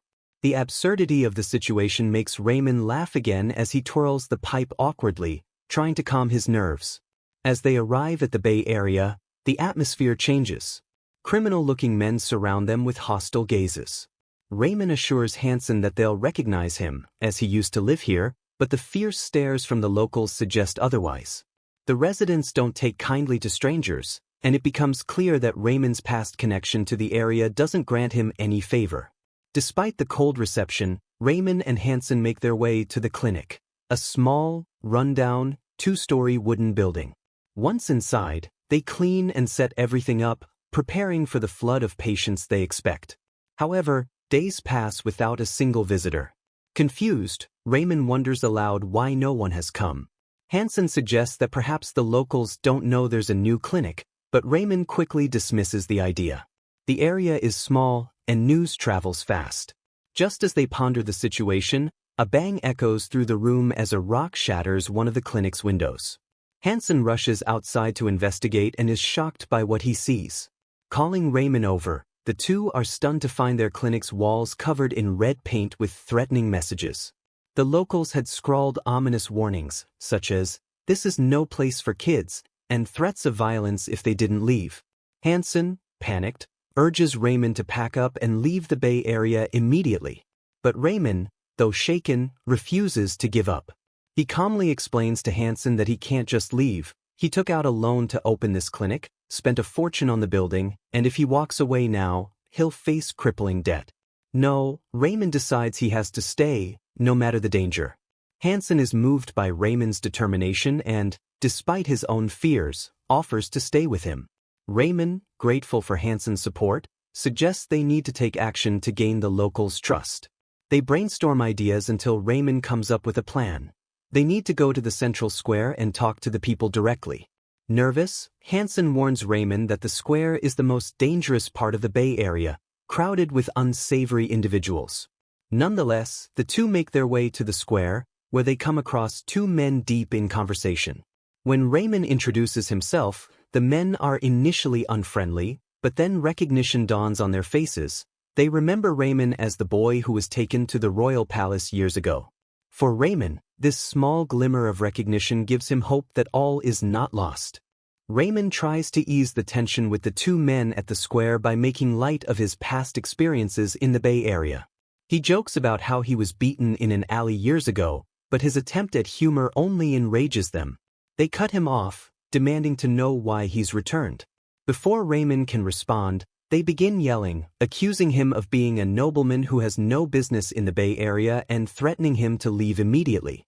Feeling upset and realizing his memories don't hold any weight with these men, Raymond takes a deep breath and activates his steel heart skill. His tone shifts as he explains he didn't return for leisure or personal gain. He came to treat the sick because, unlike other healers who avoid this area, he believes that even the poor deserve proper care.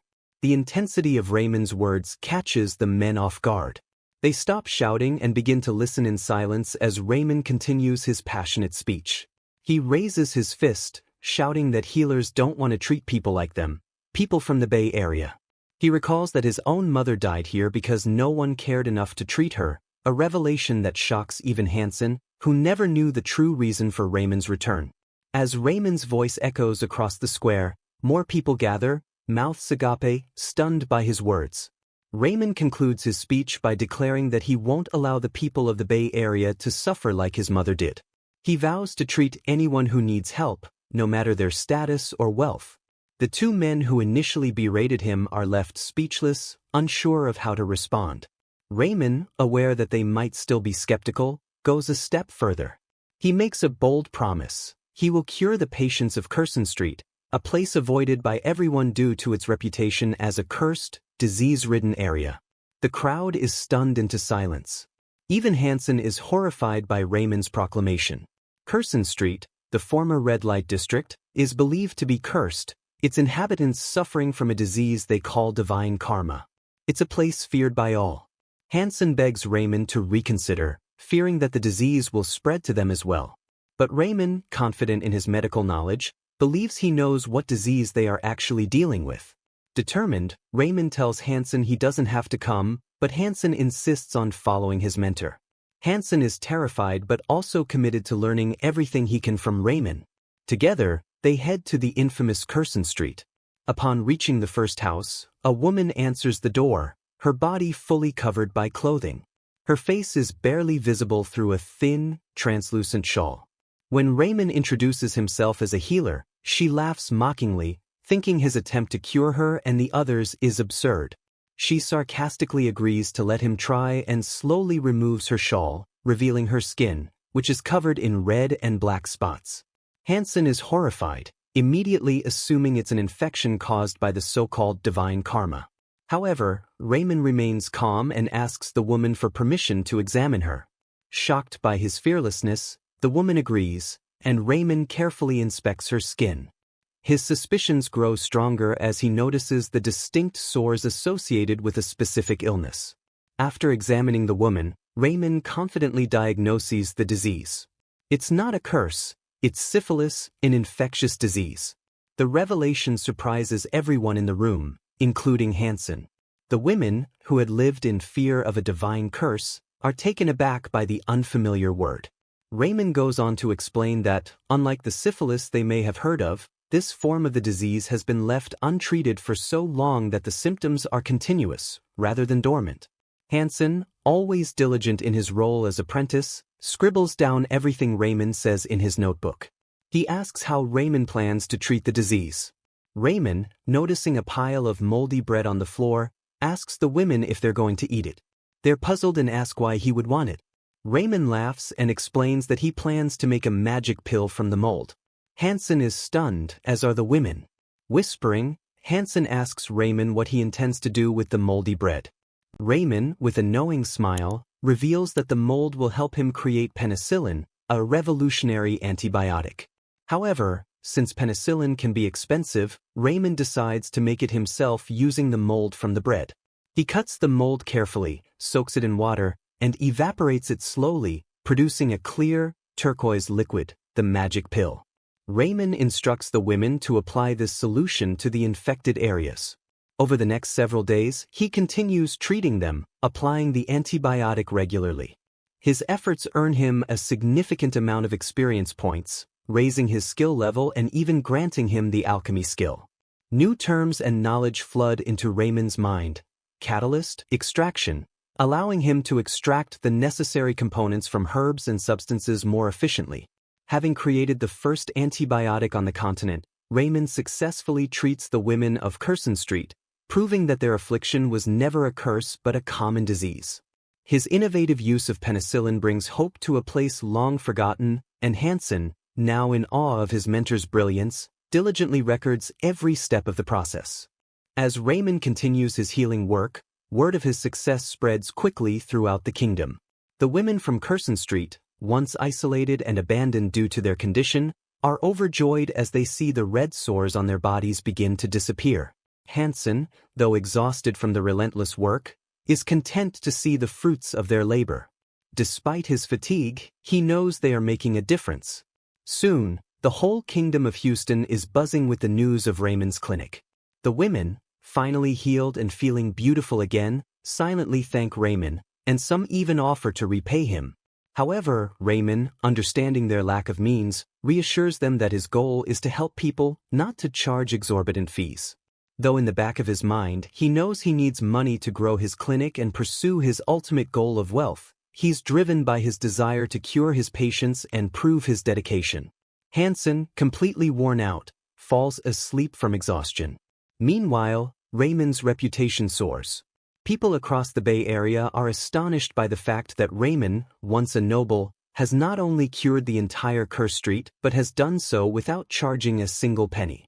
Soon, the clinic is flooded with patients, the line stretching far down the street. Raymond and Hansen handle the influx with ease, organizing patients by having them take tickets before being seen. Many of them come in with symptoms of syphilis, particularly men. Despite the overwhelming number of cases, Raymond remains calm, his skills and experience growing with every patient he helps. People express deep gratitude, especially an old woman whose life Raymond saved. Her young son thanks Raymond profusely, his eyes shining with admiration. Raymond is deeply moved by the appreciation from his patients, though he hides his emotions behind a calm demeanor. As the clinic becomes busier, Hansen, in awe of Raymond's brilliance, asks him how he came up with such incredible treatments. Raymond, however, is unsure himself. He explains to Hansen that the knowledge just came to him one day, as if by divine intervention. Their conversation is interrupted when a young red-haired girl bursts into the clinic, tears streaming down her face.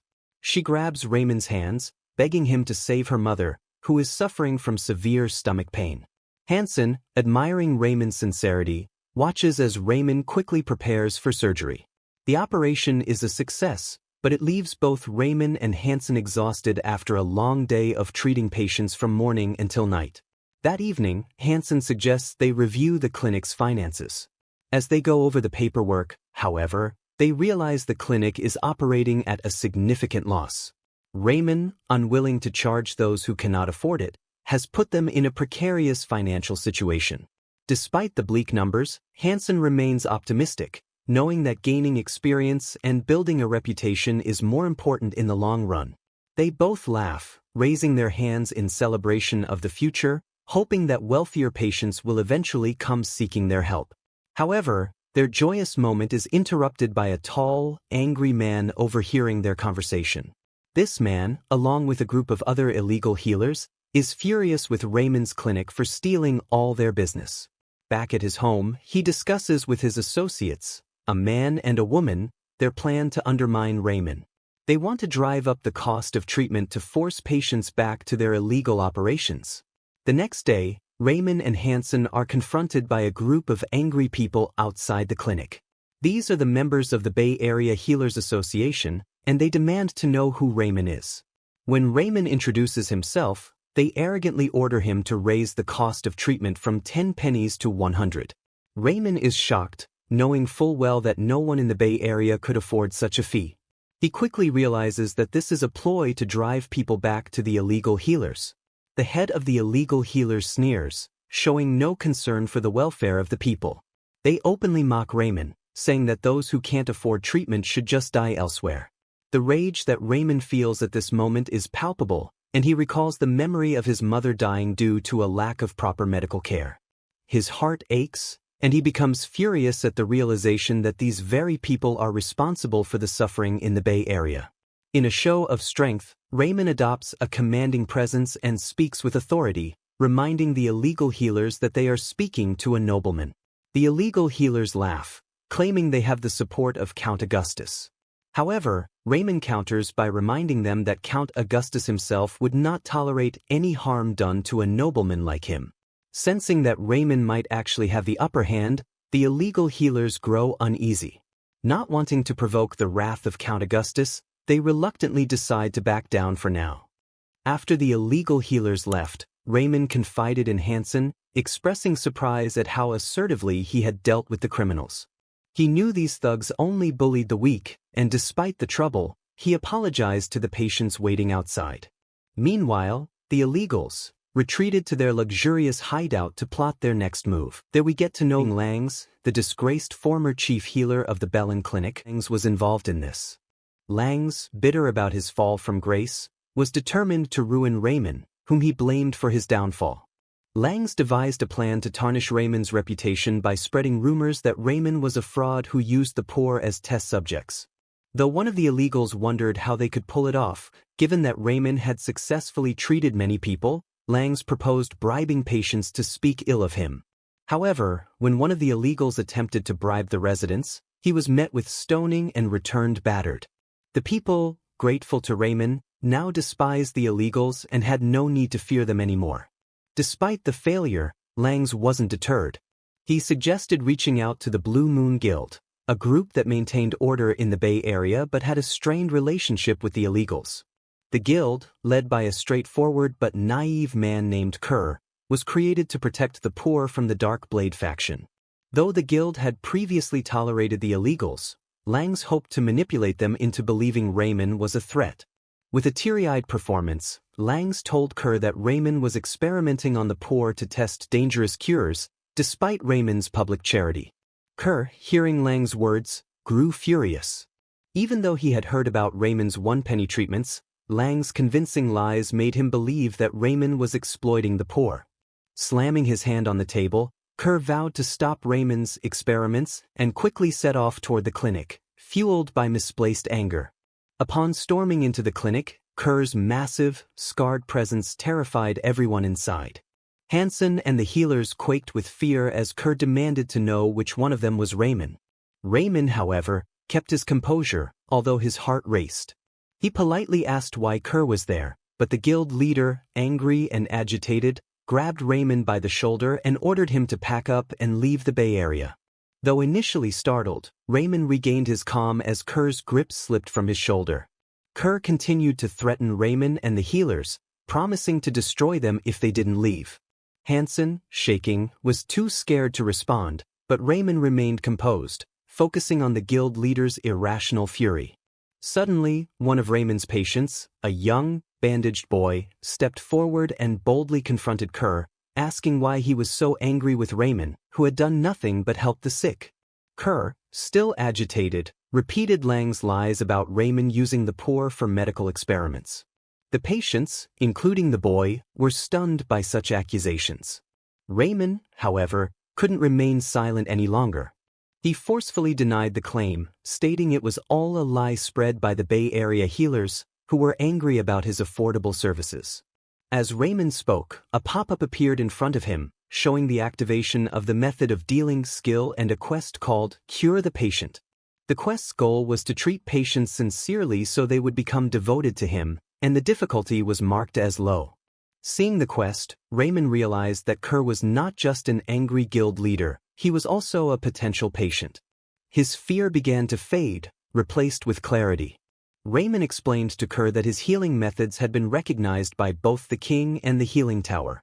He asserted that the real reason the Bay Area healers were angry was that they charged high fees, while Raymond provided affordable care. Langs, in particular, was notorious for his exorbitant charges. Kerr, now conflicted, started to believe Raymond's words. Still, he hesitated, unsure of what to do next. Raymond saw his opportunity and invited Kerr to sit down and talk, offering him a cup of tea. Sensing that Kerr had his own ailments, Raymond gently asked if he had any health issues that other healers had failed to cure.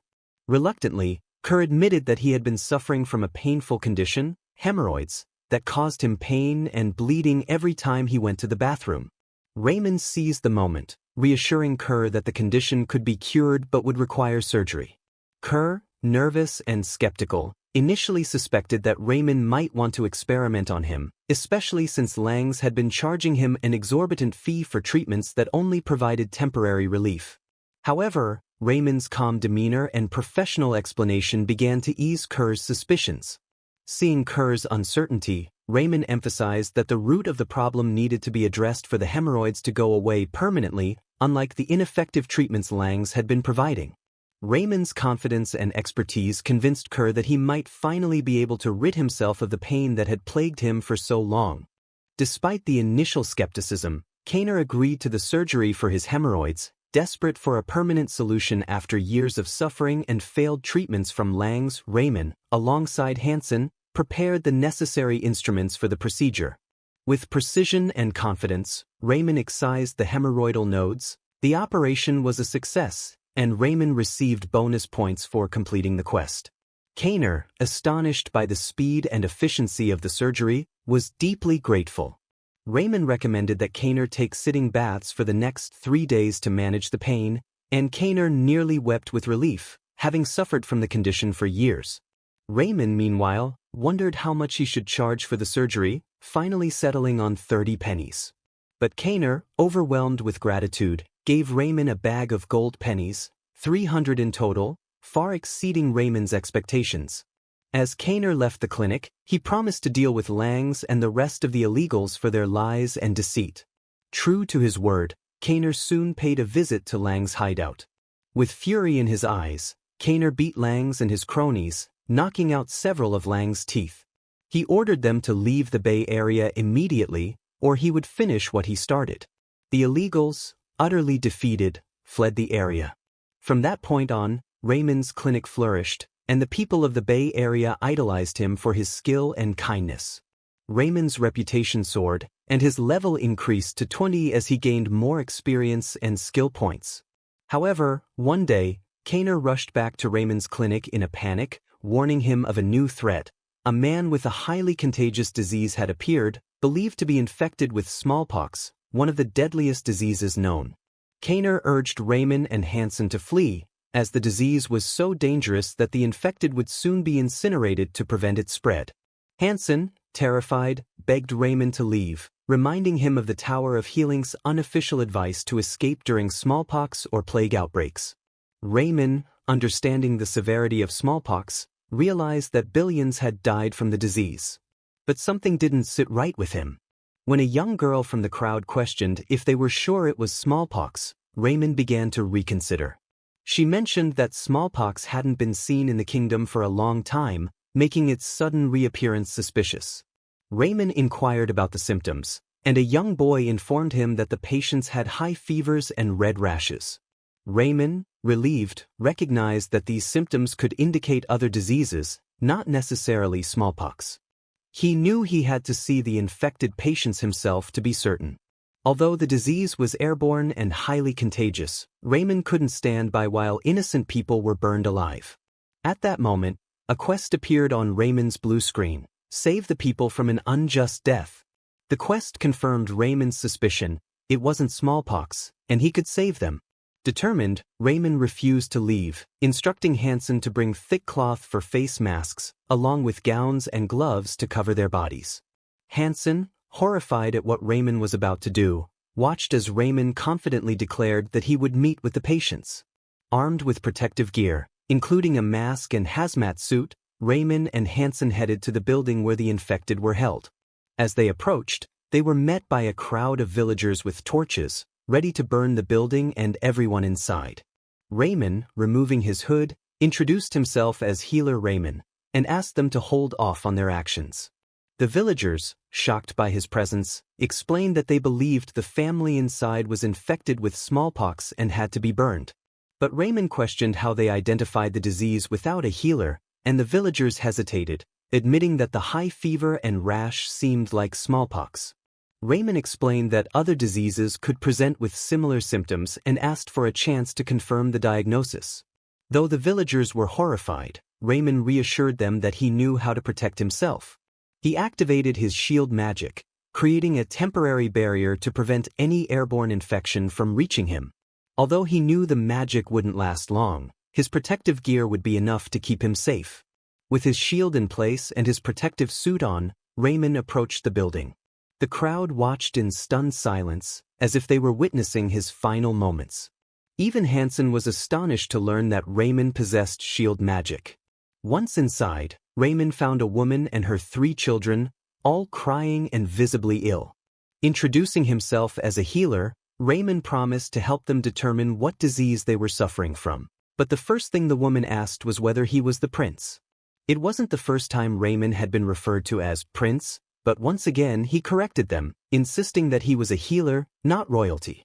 As the children rushed to hug him, Raymond carefully began examining their symptoms. After a thorough evaluation, he realized that while the rash was similar to smallpox, there were subtle differences that confirmed it was not the deadly disease they feared. Raymond quickly reassured the children's mother, explaining that the disease they had was actually chickenpox, not the feared reaper of death, smallpox. The mother was overjoyed by the news, and Raymond advised her that the children would recover naturally as long as they didn't touch the rash. Raymond then stepped outside to inform the gathered villagers that the disease wasn't dangerous and there was no need for drastic measures. Days later, the children had fully recovered, and their mother expressed her immense gratitude to Raymond, recognizing that without his intervention, her family would have been burned alive. The villagers, too, realized the gravity of Raymond's actions and approached him with deep appreciation. Some of the men who had held torches that fateful night thanked Raymond for stopping them from making a fatal mistake. Raymond's reputation in the Bay Area soared, and he leveled up, earning bonus points for completing the quest. He was now well known and respected among the residents, who were grateful to live in peace thanks to him. Meanwhile, in the Kingdom of Houston, the red-haired healer at the Tower of Healing conversed with King Odin. With tensions rising between their kingdom and Dayton, the healer suggested wiping out the Bay Area, fearing it could become a problem during the upcoming war. Prince Limon had even supported this idea. However, King Odin hesitated, not wanting to destroy an entire neighborhood of his own citizens without proper justification. Back at Raymond's clinic, the smell of roasting meat filled the air. Hansen, standing by the stove, was preparing a feast. Meat and vegetables gifted by the mother of the children Raymond had cured of chickenpox. Since it was known to boost the immune system, Hansen thought it was the perfect meal for healers, helping them stay healthy. As Raymond sat down to enjoy the delicious dinner, he reflected on his progress. He had reached level 29 and was already dreaming of hitting level 40 to graduate from the rank of resident novice. During dinner, Hansen, still curious, asked Raymond about the shield magic he had used during the chickenpox incident. Raymond explained that it was an accidental ability he had gained, though its effects were brief. Mana was the source of miracles, he said, explaining that healers, mages, and knights all used mana in different ways. While mages stored it in their heart and knights in their lower abdomen, healers stored mana in a difficult-to-access core near the top of their body. Despite his efforts, Raymond knew his mana reserves were minimal, and no matter how much he tried, his healing abilities would never exceed certain limitations. Their conversation was interrupted by a sudden scream for help. A woman had rushed to the clinic, desperate for assistance. Her husband had fallen from a roof and couldn't breathe. Raymond and Hansen jumped to action, with Raymond instructing Hansen to start performing CPR on the patient. Unbeknownst to Raymond, King Odin and his loyal companion, Gman, had secretly entered the Bay Area, disguised as ordinary citizens. Gman questioned the king's decision to visit in secret, but Odin reassured him that he was a master swordsman and in no danger. They decided to explore the area, eventually ending up at a local tavern. There, they overheard a conversation about Raymond. Two men were discussing a recent patient death, spreading rumors that Raymond had failed during CPR and was possibly experimenting on slum residents. These words hurt King Odin, but before he could react, a young girl in the tavern shouted in defense of Raymond. She explained that Raymond had tried his hardest to save the patient, and when he failed, he had knelt beside the body and wept, heartbroken over his inability to save the man. It was Raymond's first patient death, and the girl stressed how sincere and compassionate he was. Her words resonated with everyone in the tavern, and the conversation quickly shifted to praising Raymond. Another resident shared how Raymond had saved his son's life, and soon the entire tavern was raising their mugs in honor of the slum prince. Raymond's reputation continued to grow, earning him a new title, Robin Hood. With it came additional benefits, though Raymond was unaware of what exactly that meant. As the king and Gman left the tavern, they discussed Raymond's remarkable reputation. Gman, once skeptical, now believed that Raymond would survive and thrive even in a place like the Bay Area. Their conversation was abruptly interrupted by King Odin's worsening cough, but the king brushed it off, dismissing it as nothing serious. As they began to head back to the palace, they suddenly heard a woman's desperate cries for help. As King Odin and Gman rushed into the dark alley, they were confronted by three large men holding a red-haired girl hostage. The criminals ordered them to stay out of the way, but the girl, pleading for help, caught the king's attention. Calm and composed, King Odin instructed Gman to step aside.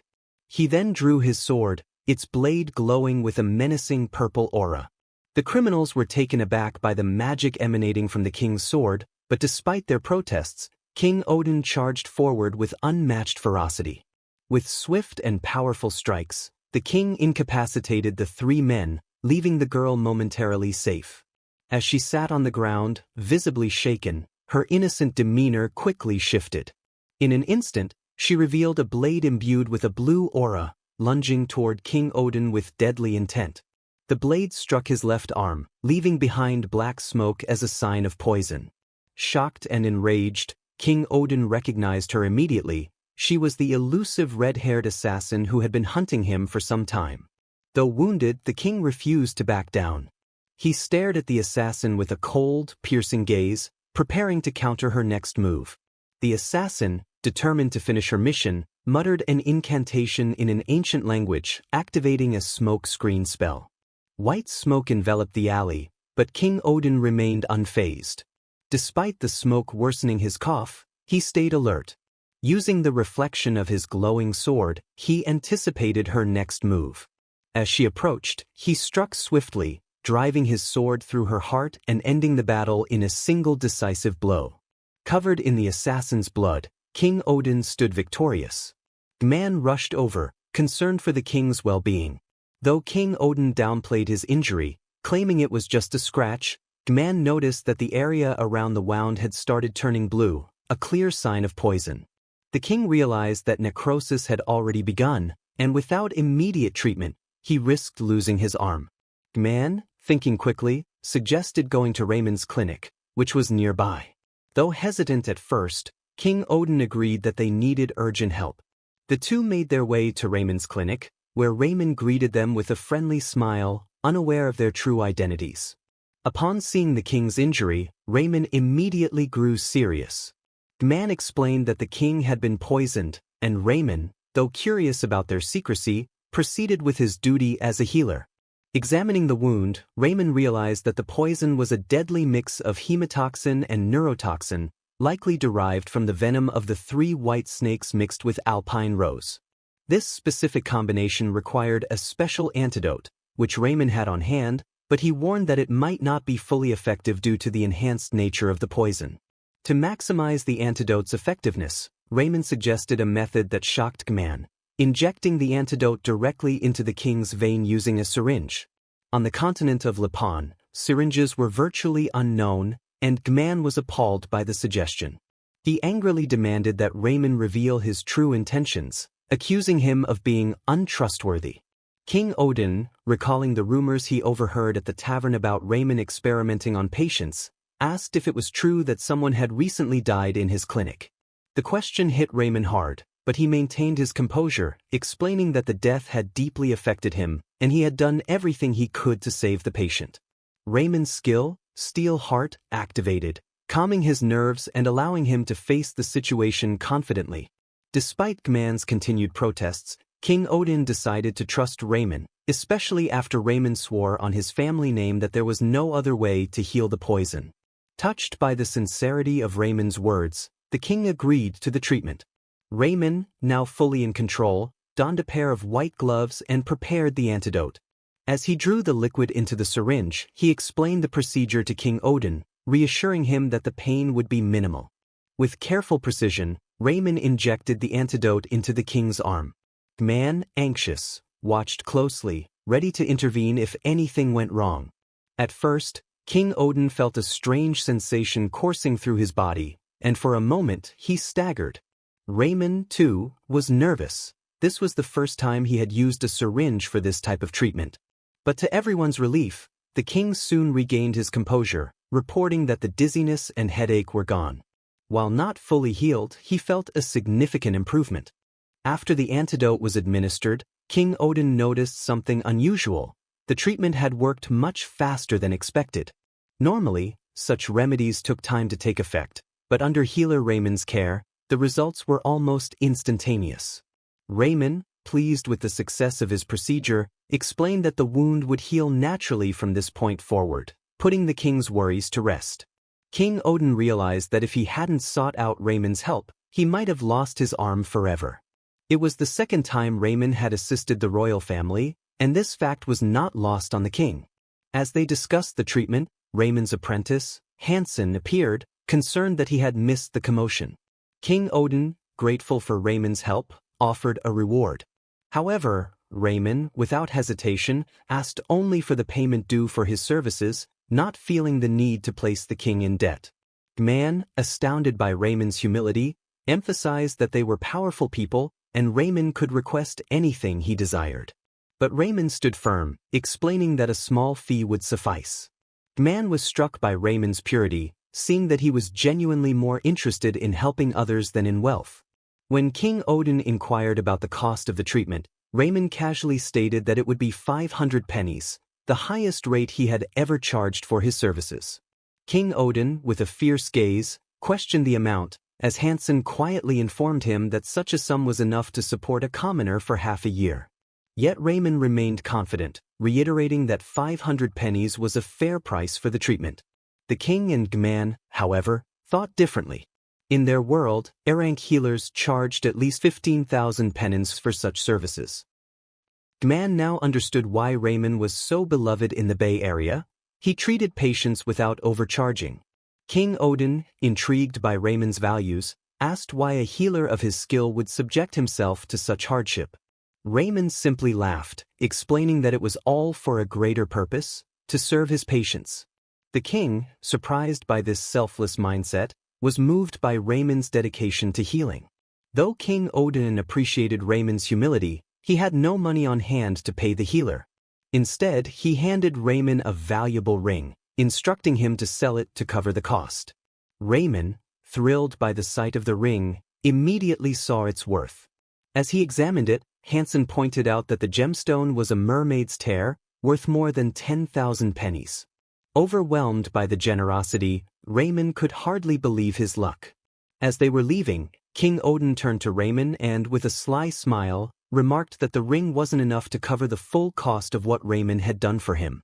Raymond, confused, tried to ask the king what he meant, but Odin simply promised that he would return to see how the clinic had evolved.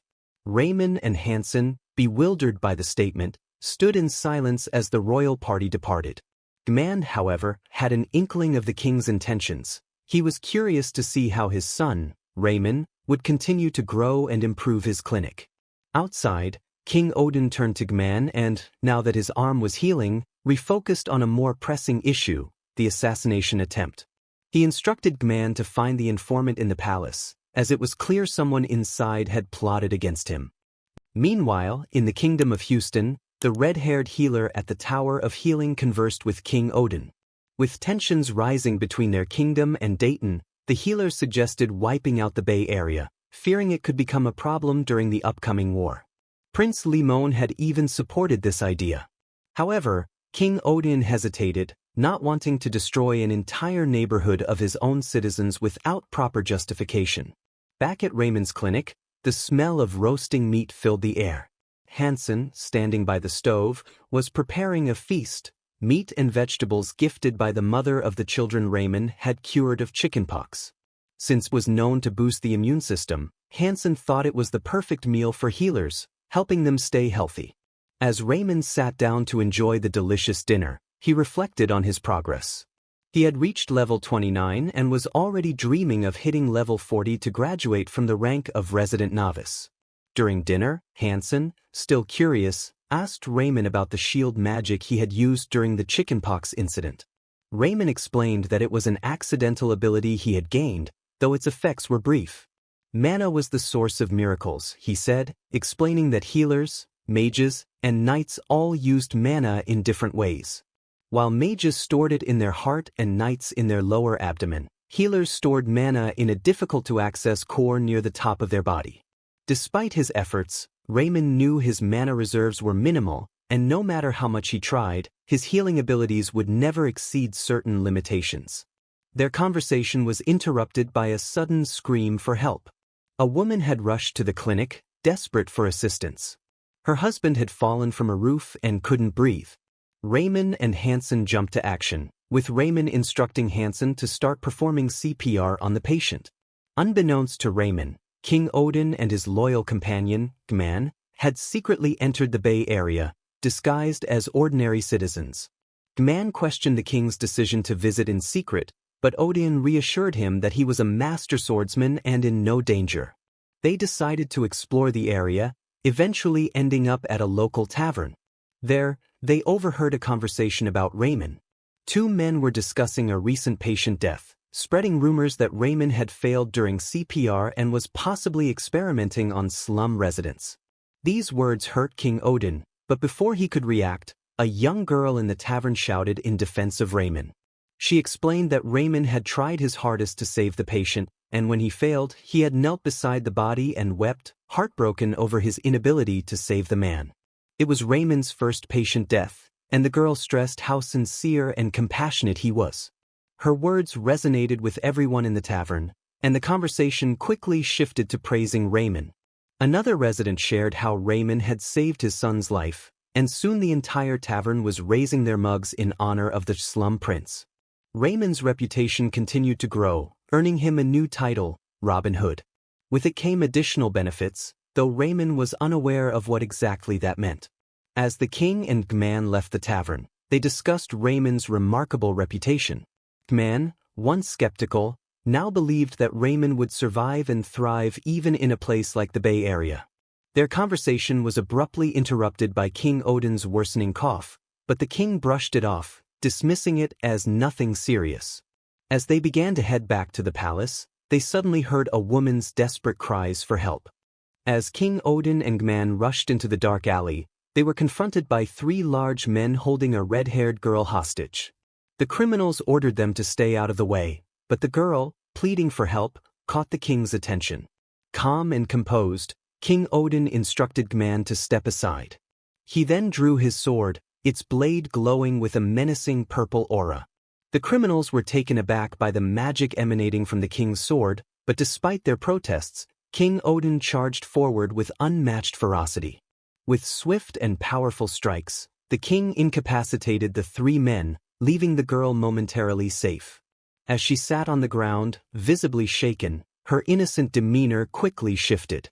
In an instant, she revealed a blade imbued with a blue aura, lunging toward King Odin with deadly intent. The blade struck his left arm, leaving behind black smoke as a sign of poison. Shocked and enraged, King Odin recognized her immediately. She was the elusive red-haired assassin who had been hunting him for some time. Though wounded, the king refused to back down. He stared at the assassin with a cold, piercing gaze, preparing to counter her next move. The assassin, determined to finish her mission, muttered an incantation in an ancient language, activating a smoke screen spell. White smoke enveloped the alley, but King Odin remained unfazed. Despite the smoke worsening his cough, he stayed alert. Using the reflection of his glowing sword, he anticipated her next move.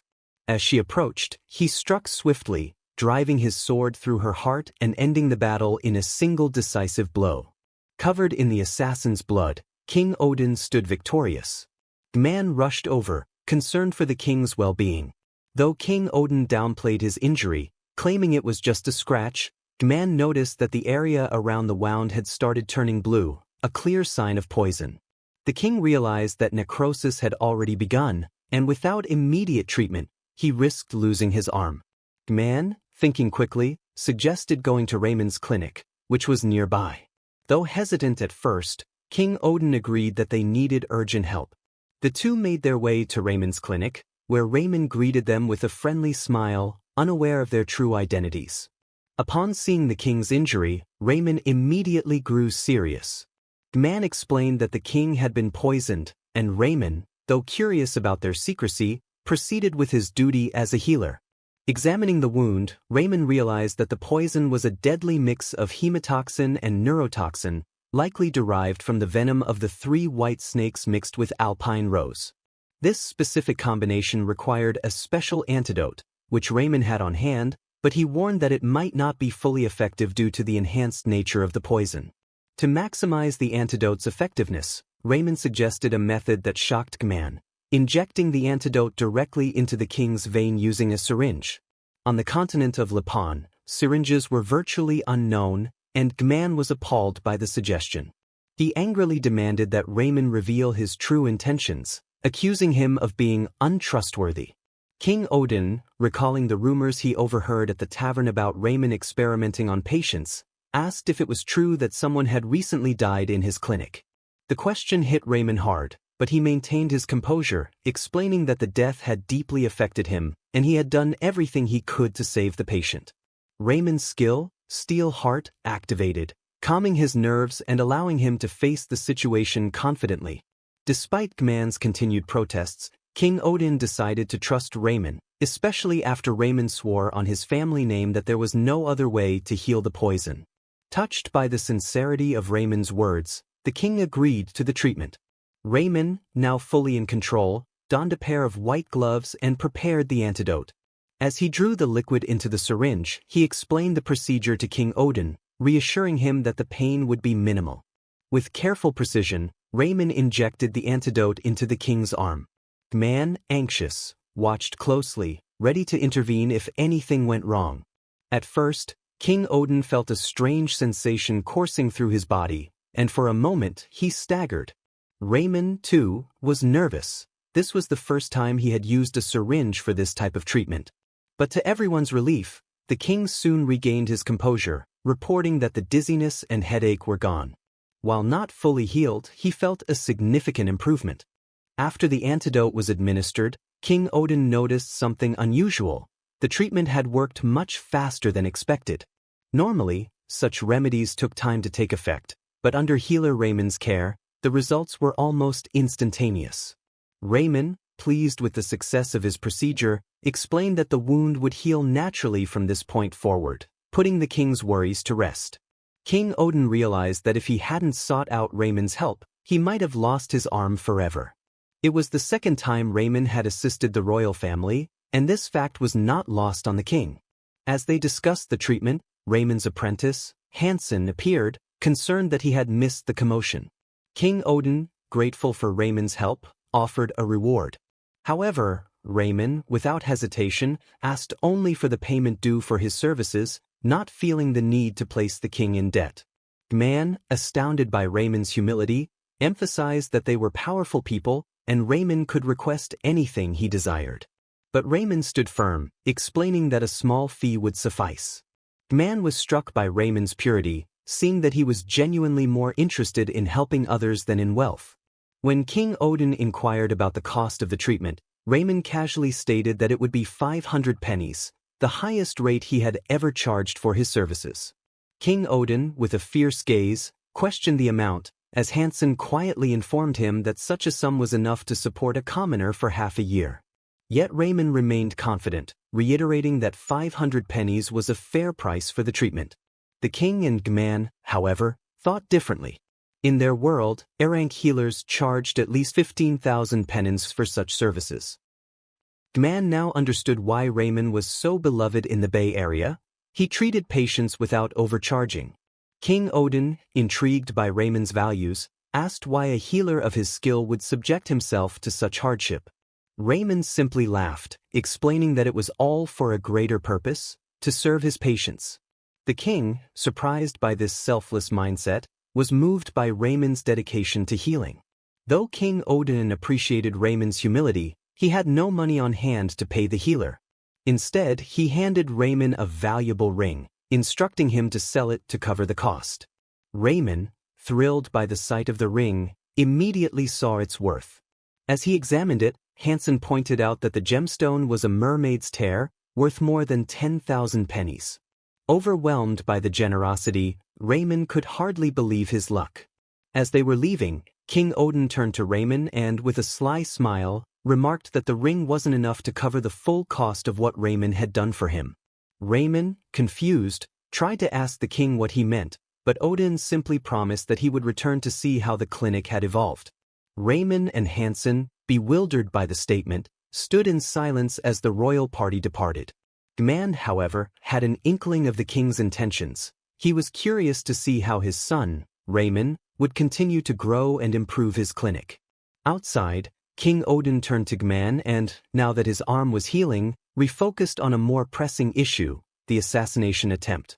He instructed Gman to find the informant in the palace, as it was clear someone inside had plotted against him. Meanwhile, in a distant room, a shadowy figure, a mage, was preparing for the next phase of his plan. Staring at a map of the continent, he was puzzled by how King Odin had recovered so quickly from the lethal poison. He wondered if a highly skilled healer was responsible, but ultimately dismissed the idea, confident that such a healer couldn't interfere with his plans in the long term. The mage, swirling a glass of red wine, instructed his subordinate to finish the job within a month. The next time, he vowed, King Odin would not survive. The mage's ambition was to see the kingdom of Houston wiped from the face of the earth. Back at the clinic, Raymond and Hansen were enjoying a hearty meal, with Raymond reminding Hansen to eat plenty for his health. Their quiet dinner, however, was interrupted by a loud knock at the door. Raymond cautiously opened it, revealing a group of a dozen men dressed in suits, wearing dark sunglasses. Their leader, Toms, stepped forward, introducing himself as the head of the Dark Blade Guild, the largest criminal gang in the Bay Area. Despite the intimidating presence, Toms was polite at first, asking to speak with Raymond about an important matter. However, when he and his men entered the clinic, their behavior quickly turned disrespectful. Toms mocked Raymond's meal, poking a finger into a plate and shattering it, calling the food dog food. Hansen, whispering to Raymond, revealed that Toms came from a high-ranking family of mana users. As the thugs began throwing the food away, Raymond's anger grew. His fists clenched, but he kept his composure. Just then, a blue screen appeared, notifying Raymond that his steel heart skill had been activated, and he was prepared to deal with the gang's disrespectful behavior with confidence and calmness. Raymond, despite the menacing situation, chose to handle the bandits strategically. He began by asking the gang what brought them to his clinic, offering to help if they were in need of treatment. Toms, the leader of the Dark Blade, was taken aback by Raymond's composure, but kept his cocky grin. He explained that their visit was merely to greet the hardworking healer of the Bay Area and asked his men to present Raymond with a gift, a large bag of pennies. Both Raymond and Hansen were shocked, but Raymond, frowning, immediately questioned the true motive behind such generosity. Toms quickly revealed his real request. He wanted Raymond to stop treating anyone who opposed the Dark Blade. He explained that it wouldn't be a good look if Raymond healed those they punished. Raymond firmly stated that, as a healer, all patients were equal. Unimpressed by this stance, Toms threw his blade, narrowly missing Raymond, and began threatening him. He made it clear that even though Raymond might be the king's illegitimate son, it wouldn't save him from harm if he defied the Dark Blade. Toms pressed a dagger to Raymond's throat, emphasizing that resistance would mean a short life. Toms, confident that Raymond understood the message, buttoned his coat and patted Raymond's shoulder in a mock-friendly manner, leaving with a promise to meet again under more pleasant circumstances.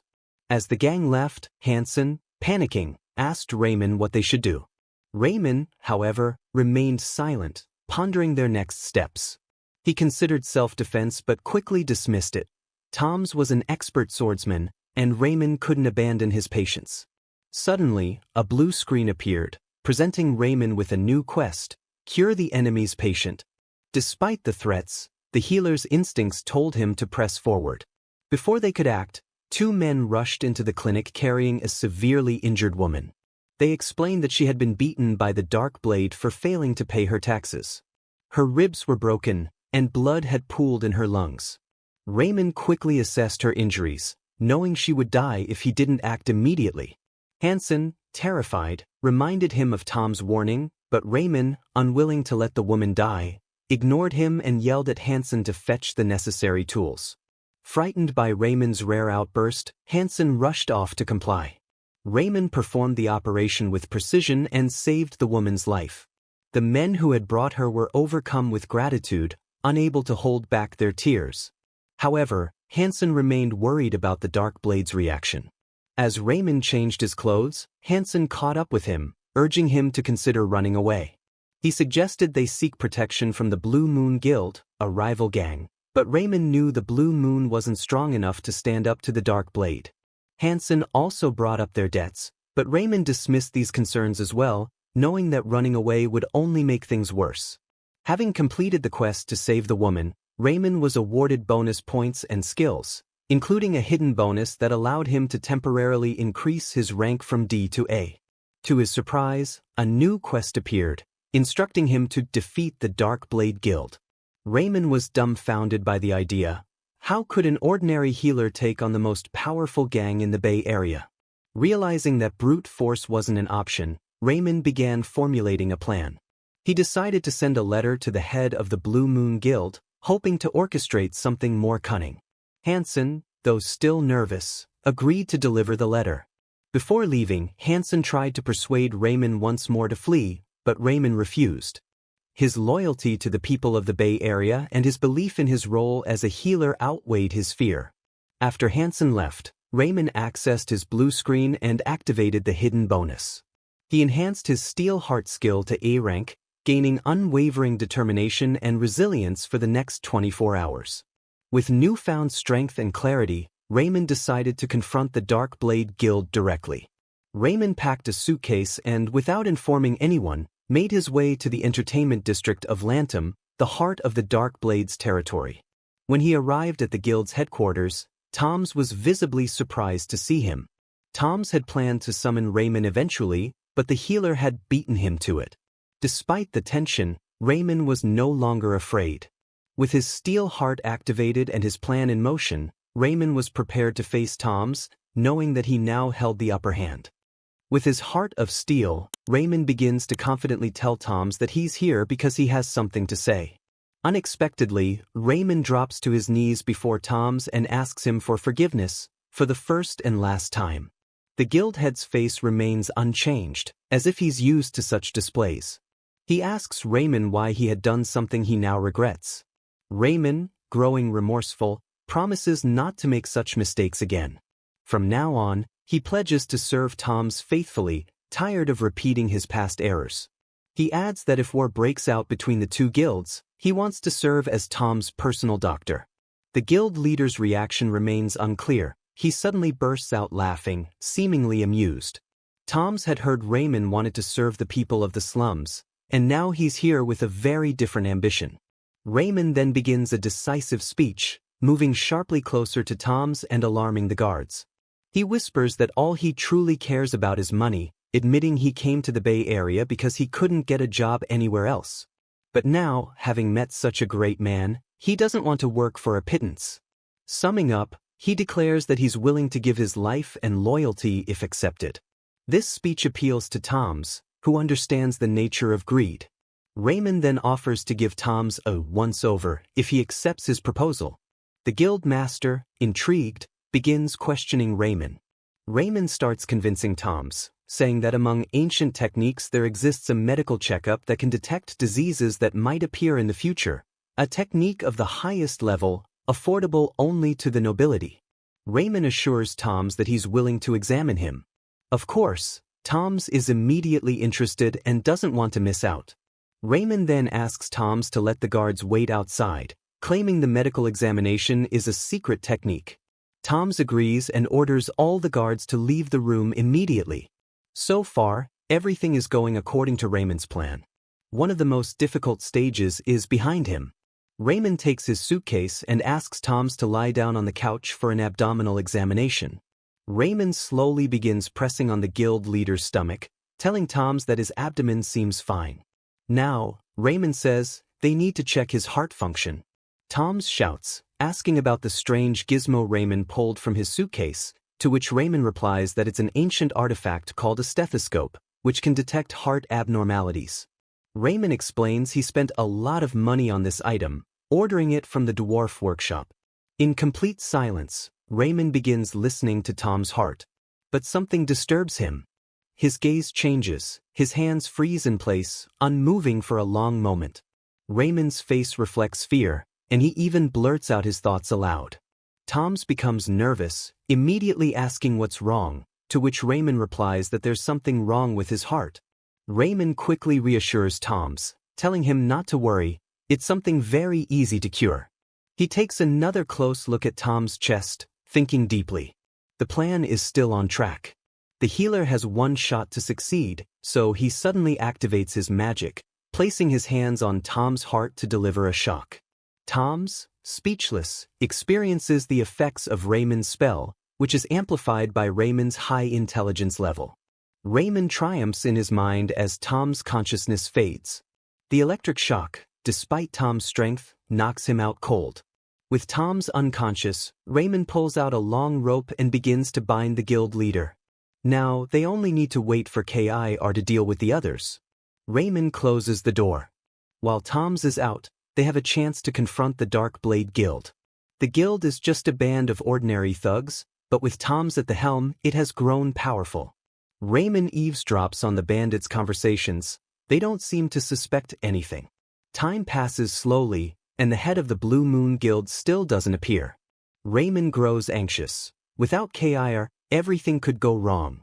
To avoid wasting time, Raymond thinks there might be a safe with money somewhere.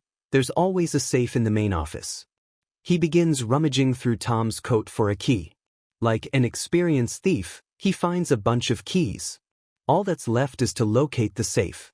Eager to rob Tom's, he starts searching the office, crawling under the desk, fumbling at every sound. When he accidentally bumps his head on the desk, he opens his eyes to see a hidden chest beneath it. Luck is on his side. Raymond, delighted, pulls the chest from under the table. However, when he opens it with the key, he is bitterly disappointed. Instead of money, the chest contains a stack of papers. Raymond had hoped to find enough money to pay off his loan, but things didn't go as planned. His curiosity gets the better of him, so he starts sifting through the papers. It turns out that these documents contain information on crimes Toms has committed. This is a gold mine, Raymond thinks, realizing that they could help him expose Toms. Unfortunately, his luck takes another turn as Toms begins to stir. He's awake, lying bound on the floor, with an expression so bitter it seems like Raymond's life might be at an end. However, Raymond, overconfident, assumes Toms won't do anything while tied up. Raymond tells him to keep quiet and even threatens him, but Toms is a powerful knight with significant mana. These ropes are nothing more than shoelaces to him. With ease, he tears them apart. The healer hadn't anticipated this. Raymond has no choice but to improvise. He makes excuses, but Toms isn't fooled. He silences Raymond, preparing to finish off the insolent healer. Desperate, Raymond resorts to his skill menu, hoping there's something that might help him escape. He has a few unused points from his last level up, so he immediately upgrades his stamina and self-defense skills. His stamina and perception increase, but it's still not enough to challenge such a strong opponent. Raymond feels stronger, but with Toms wielding mana, his confidence plummets. The guild leader stands right in front of him, raising his hand to unleash a powerful spell. Raymond, in turn, shuts his eyes, bracing himself and thinking only about how he never got the chance to get rich. Normally, he'd faint from fear, but with his heart of steel, he decides to defend himself. He quickly grabs a wooden stick nearby. Tom's laughs, but Raymond swings it with all his might and hits Tom squarely on the head. The guild leader only has time to mutter before collapsing. Raymond didn't expect such an outcome. He stares at the ordinary stick in disbelief. Tom's, a powerful knight, is knocked out cold with a single blow. Raymond realizes that, in battle, he can somehow unleash a mysterious power he never knew he had. Tom's lies face down on the floor, unconscious, and Raymond, barely believing it himself, knows he's won this round. Now all that's left is to tie him up again. Raymond heads to the window. Some shouting can be heard outside. Kainer has finally arrived. Only he thought it would be quiet, but there is a crowd outside the window. The crowd is shouting that they've come to rescue the prince, who interceded for them. Healer Raymond is shocked and doesn't understand who all those people outside the window are. An hour earlier, Hansen had delivered the letter to Kainer, but he was still worried that it wasn't enough. He was concerned about Raymond, who had gone to the guild alone. Hansen thought he had gone there to save the locals from violence and really wanted to help his teacher, not ready to sit on the sidelines. He came up with a plan. Going to the most crowded place, the square, Hansen started shouting and asking for help. He shouted at the top of his voice that Prince Raymond is now fighting for the people of the Bay Area. The residents began to gather and approach Hansen to find out more. Hansen rallied all the residents to support him, and they were willing to do anything to save their healer. Now, this mob of angry residents is ready to tear apart the entire Dark Blade Guild. Hansen sees the shadow of Raymond standing alone in the window, looking down on them. Apprentice Hansen, along with Kainer, is at a loss as to what is going on up there. Meanwhile, Sir Raymond is wildly horrified that they have made such a fuss. Kainer and Hansen shout to him that they are coming to rescue him now and ask him to bear with them for a while. Seeing the bruise on his face, Raymond shouts back for them to calm down and wait, explaining that he bumped himself while looking for the safe. But the men hear nothing, and Kainer starts climbing up the wall to save Raymond. A mob of angry citizens are ready to attack for him right now. Raymond has no choice but to grab Tom's and lift him up so everyone can see him through the window. He yells that he has already disarmed him and he is unconscious. Hansen screams, "How could you disarm a mana user?" Raymond finally gets through to them, hoping they'll calm down. Hansen begins to cheer. Raymond fought for the people of Bay and was injured. The men proclaim his name. He again tries to explain to them that it's not what they think, but it's no use. Bay Area residents raise their hands in response, thinking Raymond is waving at them. They praise him as the Prince of the Bay Area who saved their lives. Raymond realizes he has no choice but to accept the title and the praise. Raymond had no idea how he looked from the outside in the eyes of all the residents. To them, he was a prince sent from heaven itself, the kind of prince the whole country lacks. Meanwhile, word reaches the palace of Houston's King Ein. After receiving a letter with this information, Galman can't believe how Raymond managed to deal with the Dark Blade. He is told that the Hidden Prince had a real plan to sneak into the guild headquarters and disarm Tom's himself. Everyone knows that Tom's is one of the highest-ranking knights in the guild and he's very powerful, respected in knightly circles. Galman realizes that Raymond defeated Tom's by stealth, all for the people of the Bay Area. Galman was deeply mistaken about Raymond, as he thought he was a cowardly and timid child, but now he realizes Raymond is a brave young man who isn't afraid to risk his life. Galman recalled when he was still in Raymond's clinic and saw the dedication in his eyes. The king's right hand even asked the girl who was telling him all this if Raymond himself was all right, to which she replied that he was fine, with only a small injury on his forehead. Since he had accomplished such a feat, Galman decided Raymond should be immediately rewarded. The girl interrupts Galman and informs him that this is not his main feat. She continues reading the letter, which says that Raymond found accounting documents. These secret documents contain all the criminal activities of the Dark Blade. Galman is even speechless from this information. He snatches the letter and continues reading on his own. The letter goes on to say that the documents contain a list of nobles who had dealings with the guild and were receiving dirty money. Galman asks the girl if they're sure, to which she replies that they are absolutely sure, as there's all the information about the money transfers and even a list of the heads of the Bay Area. If this document gets out, it will cause a storm in the political world. Meanwhile, the head of the Dark Blade Guild, Toms, has been locked in a dungeon. Toms is muttering to himself that when he gets out, he'll destroy Raymond, find him, and make him beg for mercy for daring to deceive him. However, there's one thing that troubles Toms: how such a dead man could strike so hard. To Toms, it felt like he'd been hit by a strong warrior. While Toms ponders, several knights appear at the entrance of his cell. He assumes they've come to free him, as he's bribed many nobles for such an occasion. But the three knights in armor looked at Toms as if he had dishonored them. They don't set about freeing Toms from the dungeon.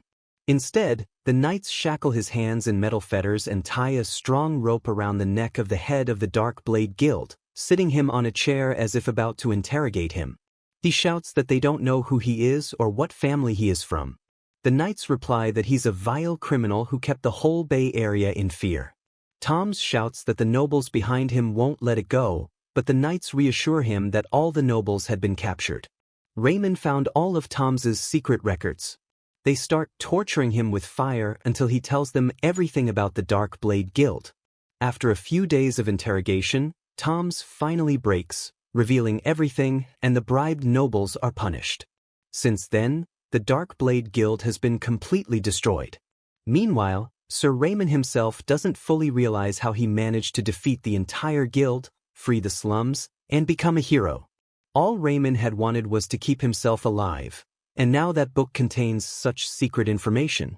Apprentice Hansen runs in with a plate to boost Raymond's immune system. Satisfied, he starts cooking on the barbecue, making it juicy and tasty. Raymond asks him to cook it as usual, but Hansen insists because Raymond works hard for the local people, so the meat must be of the highest quality. Raymond tries to tell him he didn't do it all for the locals, but Hansen interrupts, saying he knows what a good man Raymond is. Raymond begins to notice that his apprentice is acting weirder each time, but it doesn't matter. Raymond's reputation is growing and he has more patience because of this story. He's now a household name outside the Bay Area. Hansen suddenly remembers that Sir Raymond is at the palace to collect his reward. He asks what the master will ask for as a reward this time. The next morning, a royal carriage arrives to take Sir Raymond to the palace. He can't believe his eyes. The palace servant is polite to him, and the carriage is escorted by knights in armor. In Raymond's life a day like this has come. Not only were the princes bullying him in the palace, but the servants were purposely forgetting to give him food. They also bullied him by giving him dirty clothes and making him sleep in a cold room. As he drove slowly through the streets of the Bay Area, people began to greet Princey and wish him a good journey. All the residents ran up to the carriage, waving and eulogizing their hero. Women marveled at his beauty, calling him a true prince. Raymond didn't like being called prince. He always corrected those who addressed him, insisting he was a healer. But now, he was a hero who had dealt with a criminal gang.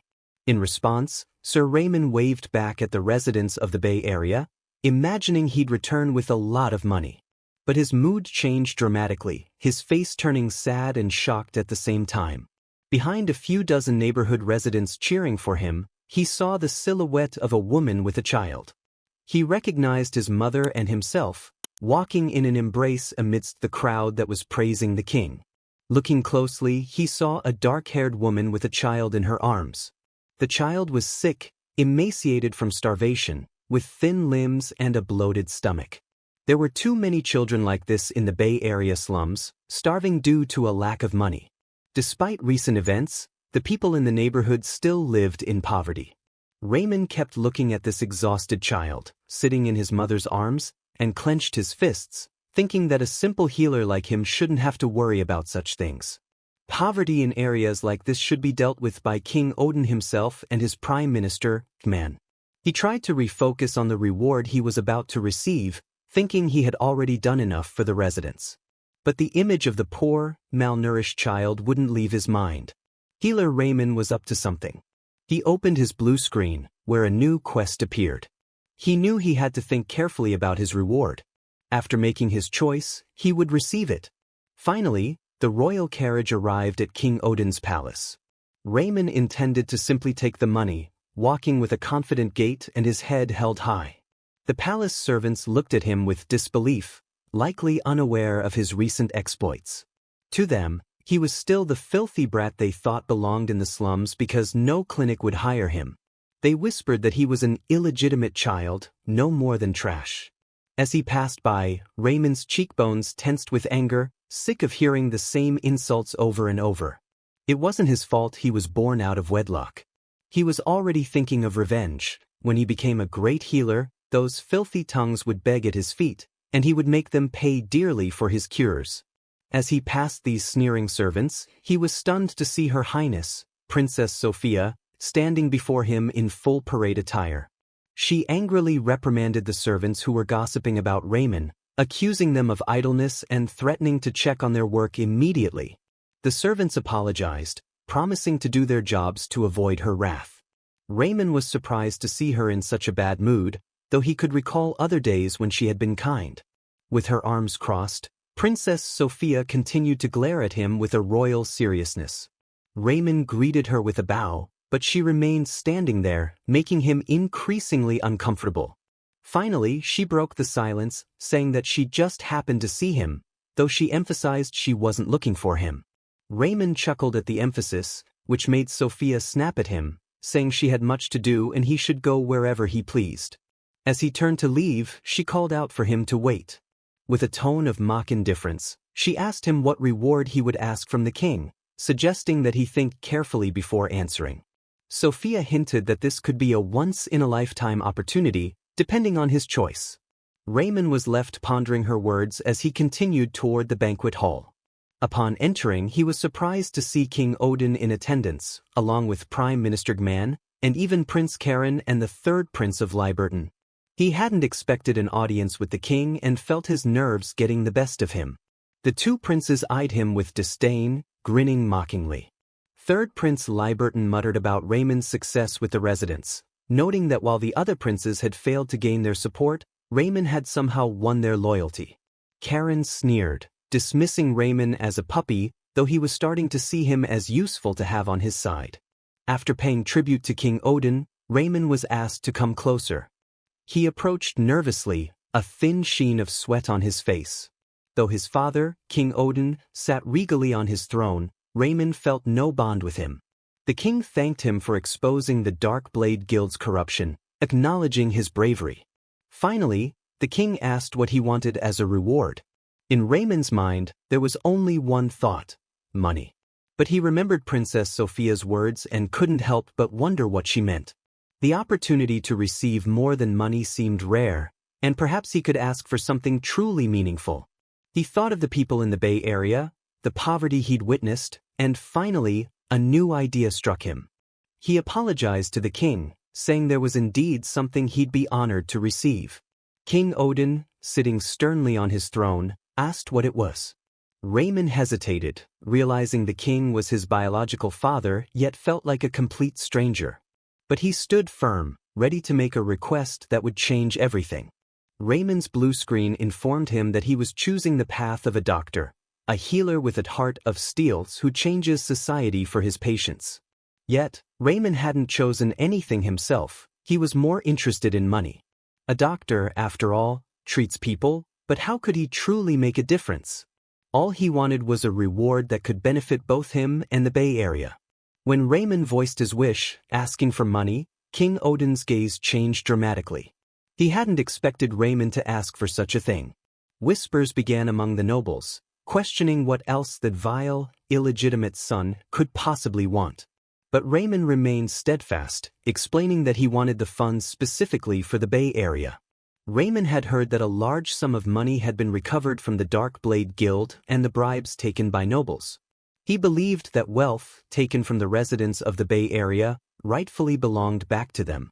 His bold request left everyone stunned: King Odin, Prime Minister Gman, and even Princes Karen and Liberton. They hadn't expected such a selfless plea from the hidden prince. Raymond continued, asserting that the wealth of the Dark Blade and corrupt nobles had been gained at the expense of the Bay Area's residents. Using those funds to improve the neighborhood was only fair. Gman, observing Raymond's transformation from a shy boy into a decisive figure, couldn't help but admire him. It was clear that royal blood ran through Raymond's veins. Raymond outlined his plans to improve living conditions, subsidize herbs and medicine, and combat poverty in the Bay Area. Though this would benefit his reputation and attract patients to his unconventional healing techniques, Raymond admitted that widespread adoption of his methods would require further recognition. And speaking directly to the king provided him with an unparalleled platform for fame. King Odin asked Raymond to elaborate on how he would use the money. Caught off guard, Raymond hesitated but quickly explained his priorities: improving the environment by addressing sanitation, cleaning the streets, and ensuring access to clean water. Such measures, he argued, would reduce disease and death in the Bay Area. King Odin, though impressed, remarked that it wasn't enough to raise the area's standard of living. The discussion turned into a debate among the royal family. Prince Liberton proposed supplying grain to address famine, but Gman pointed out that such a solution was temporary. Prince Karen dismissed the Bay Area's residents as beggars, unworthy of investment, which embarrassed King Odin, who chastised his son's callousness. Returning to Raymond, King Odin asked for further suggestions. Despite doubts from the nobles, Raymond stood firm. He suggested widening streets to allow for easier transportation and increasing security to root out illegal activities. Transforming the Bay Area into a commercial hub could make a lasting impact. Raymond elaborated on the area's potential. Its proximity to the Alpine Road, the main route to the capital, made it a prime location for commerce. Merchants currently avoided it due to its dangers, but if the area were made safe, it could attract significant trade. Additionally, Raymond pointed out the nearby Lantham Entertainment District. Though infamous for its illegal activities, it could be reformed into a family-friendly destination, driving more visitors and economic growth. Gman agreed, noting that the fall of the Dark Blade Guild had created an opportunity to clean up the Bay Area. A revitalized neighborhood would not only help its residents but also strengthen the kingdom's economy. King Odin's eyes gleamed with approval. He immediately ordered Gman to consult with the administration and begin planning the proposed reforms. Raymond was surprised by the king's swift action, as Odin was known to be cautious. For the first time, Raymond felt a sense of recognition from his father. As Raymond bowed to thank the king, Odin addressed him again. Noting that Raymond had asked for nothing for himself, the king decided to bestow an additional reward: the title of Junior Baron. Overwhelmed with emotion, Raymond blushed, speechless at this unexpected honor. Raymond is stunned by what he hears. He never anticipated such a turn of events, and it feels surreal. Even though the baronet title is the lowest rank of nobility, it still surpasses the status of a knight. While it doesn't grant him land within the Crusader alliance, it remains a noble distinction. Raymond humbly responds that he doesn't deserve such an honor. King Odin, slightly displeased, questions him, asking if he finds the reward excessive. Raymond clarifies that he is merely grateful. King Odin rises from his throne and delivers a speech of praise for Raymond, highlighting his achievements. He acknowledges Raymond's efforts to pacify the Bay Area, dismantle the faction, and expose corrupt officials. The king expresses his gratitude, noting that Raymond has played a key role in resolving an issue that had troubled the kingdom for over a century. With a firm grip on his sword, King Odin prepares to bestow the honor. According to tradition, Raymond must choose a surname, a name that will stay with him for life. Raymond decides to adopt his mother's surname instead of his father's. This decision catches the king by surprise, as he had expected Raymond to take his name. Still, the king accepts Raymond's choice.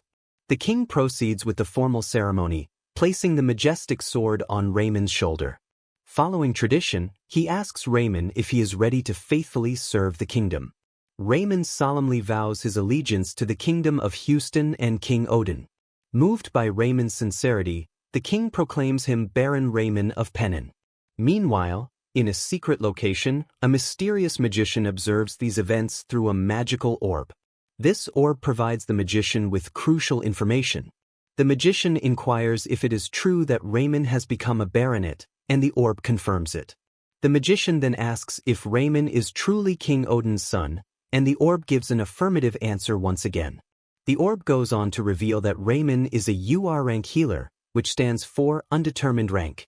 Despite having healing powers below F-rank, he possesses a unique secret medical technique and is well known in the Bay Area. The magician asks where Baron Raymond will now reside, and the orb responds that he will remain in the Bay Area. The magician grows uneasy, fearing that Raymond's ancient techniques might interfere with his plans. However, the orb reassures him that Raymond lacks the deep and comprehensive knowledge necessary to be a threat. The magician feels somewhat at ease but remains cautious. He converses with a hidden figure through the orb, confirming that everything is ready for their scheme. The man on the other end of the orb assures him that all traces of their activities have been erased. Confident, the magician raises his glass of red wine, his mind lingering on Raymond. He recalls Raymond's emerald eyes, a trait that reminds him of a certain family he knows all too well. Though it could be a mere coincidence, the connection unsettles him. As the magician finishes his wine in the shadows, the people of the Bay Area are celebrating. Word of Raymond's actions and his new title spreads quickly. The residents are overjoyed, declaring that there is no man like him, not even in heaven. Raymond's reputation soars, earning him numerous skill points and a new in-game title, Slum Savior. Back in the Bay Area, Raymond playfully asks Hansen to repeat his new title, enjoying the sound of it. Hansen humorously obliges, repeating it over 200 times, much to Raymond's delight. He reflects on his journey, astonished that he has gone from a man with no title to a noble. Even though it's the lowest rank, it still feels like a monumental achievement. He contemplates his next move, thinking that when he reaches level 40, he might move to a more commoner-friendly district to pursue even greater opportunities. At the same time, a horse-drawn carriage pulls into the Bay Area, carrying Rao Kaplan, a broad-shouldered, well-dressed man. Rao is the eldest son of a count's family renowned for its martial arts prowess. An elite among nobles, he graduated from the academy in just 3 years instead of the usual 5, thanks to his exceptional grasp of administrative law. He has been appointed as the new superintendent of the Bay Area. However, there's an underlying conflict. Despite his high rank, the local people favor Raymond due to his intimate understanding of the neighborhood. Even Galman, one of the influential figures, has requested that decisions about the Bay Area be made in consultation with Raymond. This arrangement does not sit well with Rao Kaplan. He sees himself as a noble elite and Raymond as an illegitimate child with no right to advise him. His pride is wounded at the thought of taking input from a healer. But upon reflection, Rao reminds himself that as an educated elite, he should not judge people by their birth. Even so, he struggles to accept it, viewing healers as greedy, profit-driven individuals. Nevertheless, Rao resolves to assess Raymond for himself. If Raymond is as honorable and honest as people claim, Rao will acknowledge him. But if Raymond turns out to be different from his reputation, Rao will expose him. As Rao's carriage enters the Bay Area, he looks out at the surroundings, expecting to see filth and despair. To his surprise, the area looks much better than he anticipated. Rumors in the capital had painted the Bay Area as a den of demons, but the sight before him tells a different story. His servant, hearing his surprise, remarks that the improvement is all thanks to their prince, Raymond.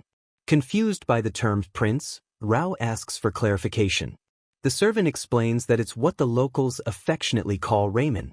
Rao ponders this and asks what Raymond did to earn such devotion. The servant offers to share the full story, which begins with Raymond's arrival in the Bay Area, his confrontation with Toms, the leader of the Dark Blade Guild, and his subsequent victory over him.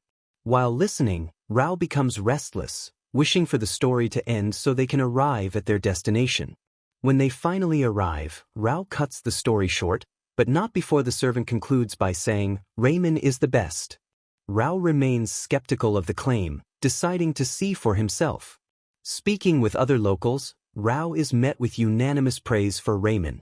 The young men and women of the Bay Area say that no one in the world compares to him. Without Raymond, they would have succumbed to disease and oppression. Even the workers credit Raymond with giving them hope, believing that the Bay Area will soon become a great place to live. Rao Kaplan's patience was wearing thin as he listened to the endless praise for Raymond.